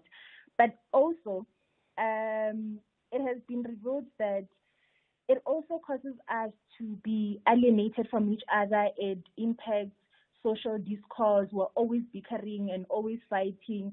And amongst the younger generation, there's also this thing where they become desensitized because everything that they see on social media is about fighting, it's about anger and all of those negative things. So as a result, you find that we're always divided. There's lesser discourse on important things because we're more focused on the negative things. And yeah, it sort of just impacts how we interact as people socially. At the end of the day, what the research is showing is that this industry has also become big business. What then does that mean for any government's ability to rein the behavior in? Yeah, it has become a very big business. It's digital spaces are now becoming an economy on its own. Social media, as a matter of fact, is becoming an economy of its own. There's a lot of money that moves on social media a lot. And now, as we're seeing as an emerging digital trend, is that it's in fact becoming an employment place as well. People do leave their 9-to-5 jobs to become full-time content creators. So as a result, you can take that as employment on its own. But for government, I think because this is something that, to loosely just put it, it's something that sort of caught us off guard. So there isn't much legislation around it to stop it and also to ensure that there is user safety for social media users online. But I think what governments can do is just to legislate transparency around algorithms and also perhaps invest in digital literacy, especially for young people. And recently we have the Cyber Law Act that has been the Cyber Crimes Act rather that has been now promulgated into a law, and it does have certain sections that do address some of these challenges that we are now battling with. For example, we have Section 22 that does talk about the fact that it is an offense to use indecent or vulgar content with intention to humiliate. We have Section 19 that also provides that it is an offense to publish misleading information. So these are some of the ways that government is trying to address these problems, but as I did mention, some of the ways that they can also try to ensure that it is effective. But you can have the law, but to actually make it successful might be, a bit of a problem. Shatadi, let me thank you for coming onto the show, a candidate attorney at the University of South Africa Law Clinic. Yeah, and there you have it. We all just have to be extra careful. So the next time you see a headline that looks ridiculous, chances are it is. Don't fall for it. Don't click.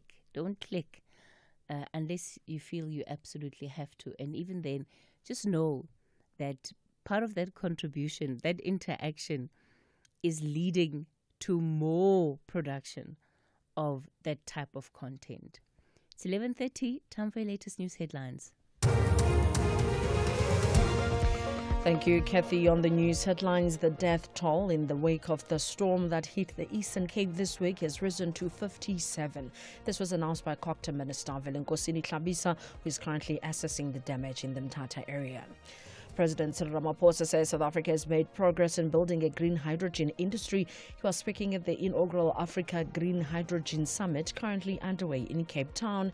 And the Israel and the US-backed Gaza Humanitarian Foundation has accused Hamas of killing at least 5 people in an attack on a bus transporting Palestinians working for the organization.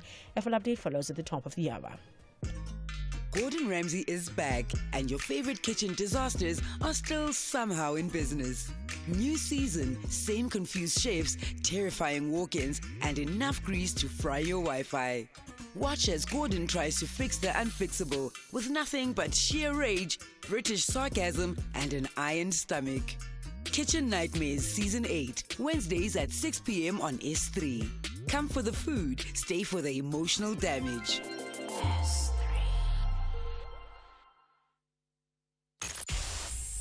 The Talking Point with Cathy Mohlahlana. Weekdays, 9 a.m. till midday. All right, we continue the conversation on the Talking Point. Well, last weekend was a big weekend. It was the Comrades Marathon, and you'd remember on Monday morning we reflected on that, and in fact even had some runners on who were speaking about just why it is that they're willing to put their bodies through all of that torture and pain, right? And, you know, there's a reason why it's called the ultimate human race. Well, among those runners was 74-year-old Lewis Mason, who ran the Comrades for the 50th time. 74 years old, ran it for the 50th time. Lewis, good morning. Good morning. Good morning to you. Okay, firstly, do you need to go get checked out? What is it that would push you to run the Comrades no less than 50 times? No, to be part of the history of Comrades, and now I'm really in the history of Comrades, and I'll be back next. I'm not sure what's happening with that line to Lewis. We seem to be losing him in bits there. Lewis, just double checking. Can you hear me loud and clear? Hi. Hello, Lewis? Can you hear me one moment? Yes. I'm actually trying to get the Bluetooth off. Can you redial me back, please? All right, let's do that. Let's get him back on a different line.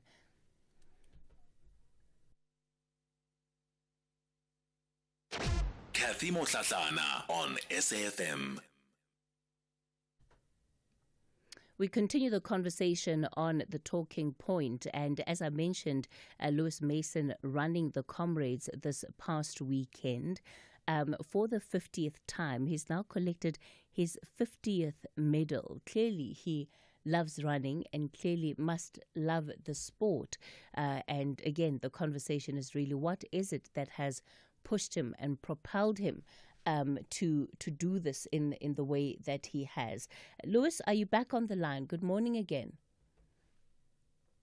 All right, it looks like we don't have Lewis back up on the line just yet. One of the questions that I asked earlier this week was, what sport would you be willing to put your body through? For some people, it's running. Some people, it's cycling. Some, it's boxing. What sport would you be willing to literally go through the inconvenience of having to train, inconvenience of having to eat right, and literally plan your schedule and your life around it?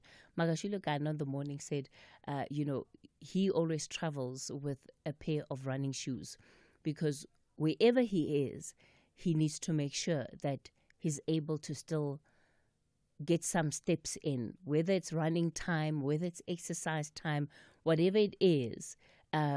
He has to be committed to it and do it every day, because that's the only way he gets to prepare, and it deals with the discipline aspect of getting ready for an event of this nature.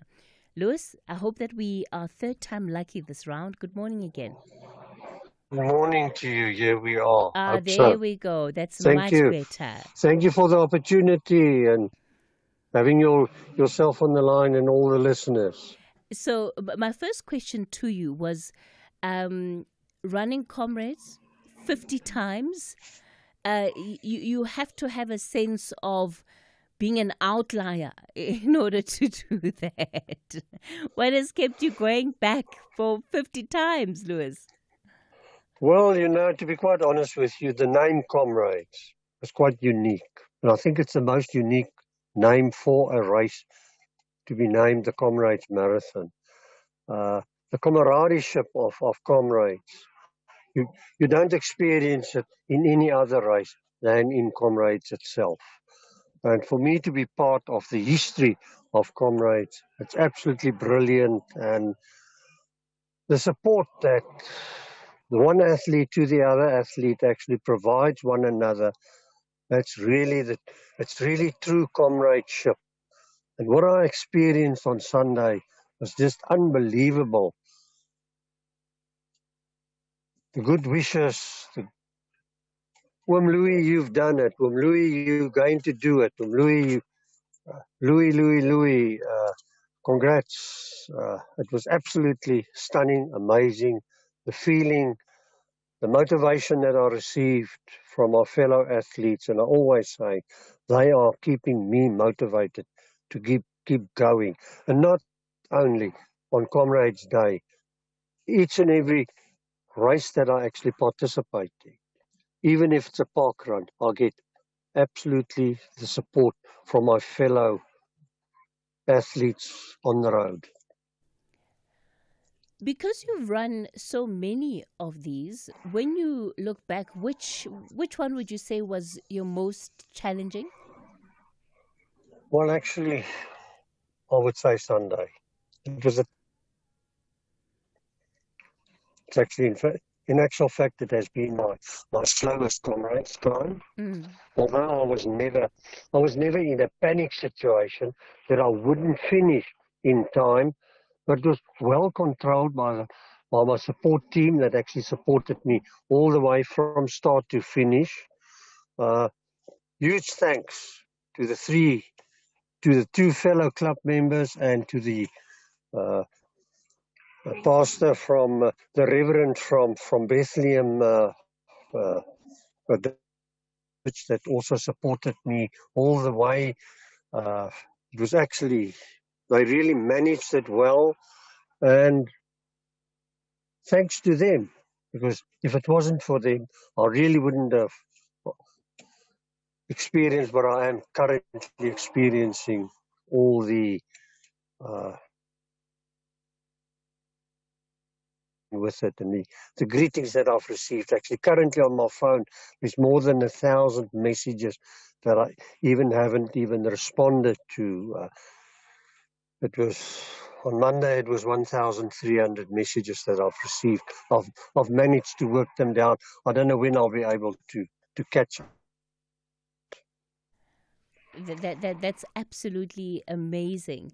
And one of the other things, of course, is that throughout, the journey of going back to the Comrades every year, you then are also contending with your body and the fact that you are aging, but yet you're still running.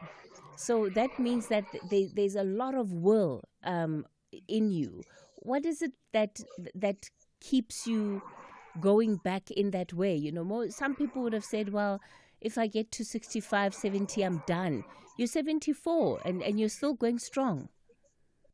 Yes, I'm 74, and thanks to the dear Lord that He's blessed me so many years, 52 years of running, and it's absolutely, simple answer, listen to your body. That's what I've been doing for many, many years. If there was a small little niggle pain here or there, I listened to my body, I rested, and so that fully recovered. All right, I'm trying actually to maintain a healthy lifestyle as well. Sometimes I do overdo it and I don't go that way, but I'm trying to. Running is actually a lifestyle in our home. It's absolutely is arranged around the running scene of Louis Messine. Have you been able to recruit some relatives to come join you at the Comrades? Well, there was quite a few. There has been family members attending. There's been many friends, but unfortunately, there's no family member that has really joined me in running the Comrades. There is a few that do participate in park runs and a couple of shorter races, but they haven't reached the distance the encouragement to run a comrades or a marathon as yet. Yeah, hopefully some of your And I magic. doubt it whether it will happen. I doubt it whether it would happen. You need to make sure some of your magic runs off on them. Getting to the comrades is also quite a journey because you're sitting there and you're having to prepare. Some people join running clubs. Others, decide to do it on their own. But very rarely do you find that, it's an individual, it's a process that individuals are involved with by themselves from beginning to end. Speak to me about your running club. Well, I run for Outeniqua areas down in George. Because currently I'm still in KZN. I'm actually very, very proud to say I am running for Outeniqua areas. And the support that I've been experiencing since I've joined the club is absolutely amazing. The support that I've received. I've really received messages from fellow club members that is absolutely, it's hair-raising messages that I have received, and I cannot wait to get back. Actually, we're on our way. We've started our journey back home. I cannot wait to get back to George, my born town. I was actually born in George as well, but my running career started in Welkom. I miss the guys in Welkom. Yes, great experiences, great relationship with great friends, running friends on the Free State Goldfields and, for actual fact, in the whole country, in the whole world. But my running club out in Outeniqua areas, Kapuna, julle is tops. Are you going to be going back for number? You've already made history with 50. Are you going for 51? My end goal for comrades would be, I would love to run 2027 with a 100th edition of the Comrades Marathon. And hopefully I'll be able, I'm going to try. I've been invited to the Coastal Marathon in Namibia to be their guest, running the Coastal Marathon from Swakopmund to Walvis Bay. If I qualify there, I'll be back next year for number 51, and I'll be back for 2027 as well to participate in the 100th event of the Comrades Marathon. Absolutely phenomenal. Before I let you go, what do you think has kept you strong physically? Well, actually, I always say, and I'm going to say this actually in Afrikaans, hierdie hoenderborsie van my is nie gebou vir die lang afstande nie. But yes, the motivation, determination, self-discipline has kept me going, and absolutely I'm going to try and stick around as long as possible. Louis Mason, let me thank you so much for your time. 50 times Comrades Marathon medalist, and as you heard, going for at least 51 and 52. And then maybe after that, he might call it a day. But what an absolutely inspirational story. Louis, thank you so much for your time today. On that note, that's where we leave it on The Talking Point. Show back with you again tomorrow as we wrap up the week on Friday from 9 to midday. Up next, the book reading. What if you open up more? Open up to learning and experiencing more of Mzansi and abroad? What if you open up culture and explore the extraordinary from music to drama and the latest fashion? What if you open up your wild side, discover a world of skyscraping cities and brown sugar beaches? What if you open up your kitchen and immerse yourself in cuisines from all corners of the world? What if you open up your voice with all eyes on you without being seen? What if you open up your morning to lekker conversations and world-class entertainment? What if you open up more? Hey, Paul, what's the rush? I'm off to SARS. I want to check if I'll be auto-assessed. No need. If you're auto-assessed, SARS will send you a notice between 7 and 20 July. So I just wait for the notice? Exactly. If you get the notice, check it. And if you agree, you're done. Disagree, file using e-filing or the SARS Mobi app. If you don't get the notice, file from 21 July. Make tax matters your priority. Go to sars.gov.za and say goodbye to queues. SARS, at your service. SAFM music, crafted to make you feel real good.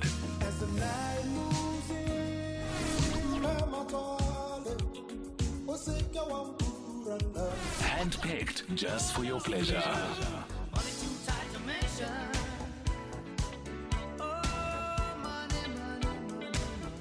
Classics sounding so good, only on SAFM.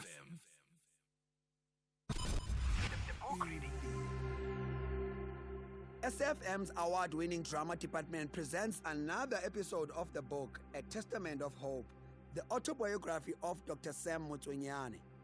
Please note that the views expressed in this book are not that of the station. Listeners' discretion is advised.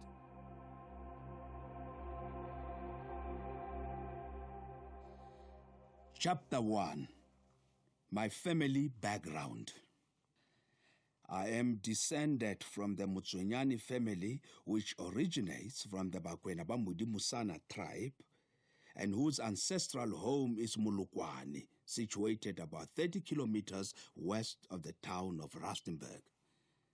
The Bakwena Musana tribe has 4 branches: Bamanamela, Bamatau, Bamaka, Bamatlaku, in accordance with the seniority of the 4 Mudimusana sons, and upon whom the 4 branches are formed. The Motswenyanes belong to the Bamatau branch and are closely related to the royalty in this group. Around the 1820s, the Bakwena Mudimusana were driven from their ancestral home at Molokwane Bamzilegazi. My family went with those that migrated to the south and initially took refuge in a cave called Lepalo near Potchefstroom. They eventually moved to the Orange Free State, where they worked for Afrikaner farmers. While the Motswenyane family had always lived as a close-knit family, by the time they moved from the Free State back to the old Transvaal just prior to the Anglo-Boer War in 1899, many had dispersed. Some went west, and some of my father's brothers who had experienced farming with the Afrikaners in the Free State bought their own farms in the Lichtenburg and Potchefstroom areas. This was around 1903, at a time when some Africans thought that we were a very stupid family to buy God's land. People believed that the land belonged to God and thus to everybody. Traditionally, in Africa, land was regarded as a gift of God to the people and not to individuals. Individual ownership was regarded as selfish. They could not understand why anyone would want to have a farm of his or her own. According to them, even the whites who claimed the land as theirs were wrong. This is why in some rural areas where we have the tribal system, communal ownership of property is dominant. I'm among those who support the ideas of freehold individual ownership of land. My family witnessed freehold ownership among Afrikaners. Having been driven from their ancestral home in Molokwane by Mzilikazi, they moved to the Free State, very much like refugees. They never felt at home in the Free State and also knew that the land they worked on was not theirs. They always intended to go back home to Molokwane, where their ancestors were. Even when they had moved deep into the Free State around the 1860s and were situated near Kroonstad, the chief who had remained behind would visit them and bring them tidings from home. So they delayed buying their own land. It was in fact on their way back to Molokwane that they decided to buy themselves land, and that is how my family bought their farms. We were amongst the earliest blacks to buy land in the Transvaal. Some Motswenyane families bought farms at Bale and Wildebeespan, as well as at Gelekspan, Brooksby, and Kaalpan in the Western Transvaal. My father decided not to buy land at that stage and went to work at Egenarsfontein, the farm where we were all born. My father, Pule Solomon Motswenyane, was born in 1872 at Klosikwe, a little hill near Vredendorp in the Orange Free State. He grew up in a place where there were no schools for black people. However, the influence of the Christian church was quite pervasive at that time, and I understand that they used to pray together with the Afrikaners, even though the Afrikaners of that day did not regard black people as equals in everyday life. I remember an interesting story that my father used to tell us. Since Klosikwe was not too far from Basotho land, and the people from there spoke English, the people of Klosikwe who yearned to speak English like those from nearby Basotho land collected money among themselves and organized for Ezekiel Mapetla, who spoke fluent English, to come and teach them to speak that language. The people would gather at the concert hall and ask him to speak. Can you speak English, please? He would start speaking English to the crowd, and no matter what he said, people were highly impressed and remarked, "Oh, Sensakadinko." He speaks English like a native English speaker. My father told us that it was because of Ezekiel Mapetla's coming to Klosikwe that he was able to do what he called step by one. That would be our present grade 1 equivalent, because with the English that he learned, he was just able to write his name. In spite of the fact that his English was not very good, my father could, however, read the Sesotho Bible and hymnal quite well. My father was kind and deeply religious. He was a very good vocalist and sang most of the hymns in the Sesotho Methodist hymn book very well. He was a hard worker with a strong work ethic. He used to get up very early in the morning, and because he did not have a watch, he relied on nature, the stars and the sun, to tell the time. He would look for the morning star, and if it was out, then it was time to get up. He would also listen to the cock crow. When it crowed for the second time, it was an indication that it was time to get up and start working. As we worked during the day, he would look at the position of the shade to tell what time of the day it was. If we were facing south and the shade fell between the legs, he would say, "It is 12 o'clock, stop the kettle and let's go and eat."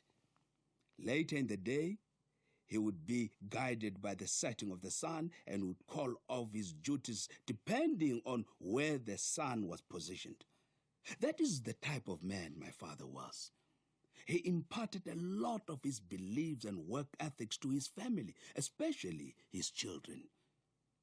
We used to be woken up very early to fetch the cattle and to inspan them. Before sunrise, my father's cattle would be already inspanned and pulling. My father married his first wife, Mama Akwa, in 1902.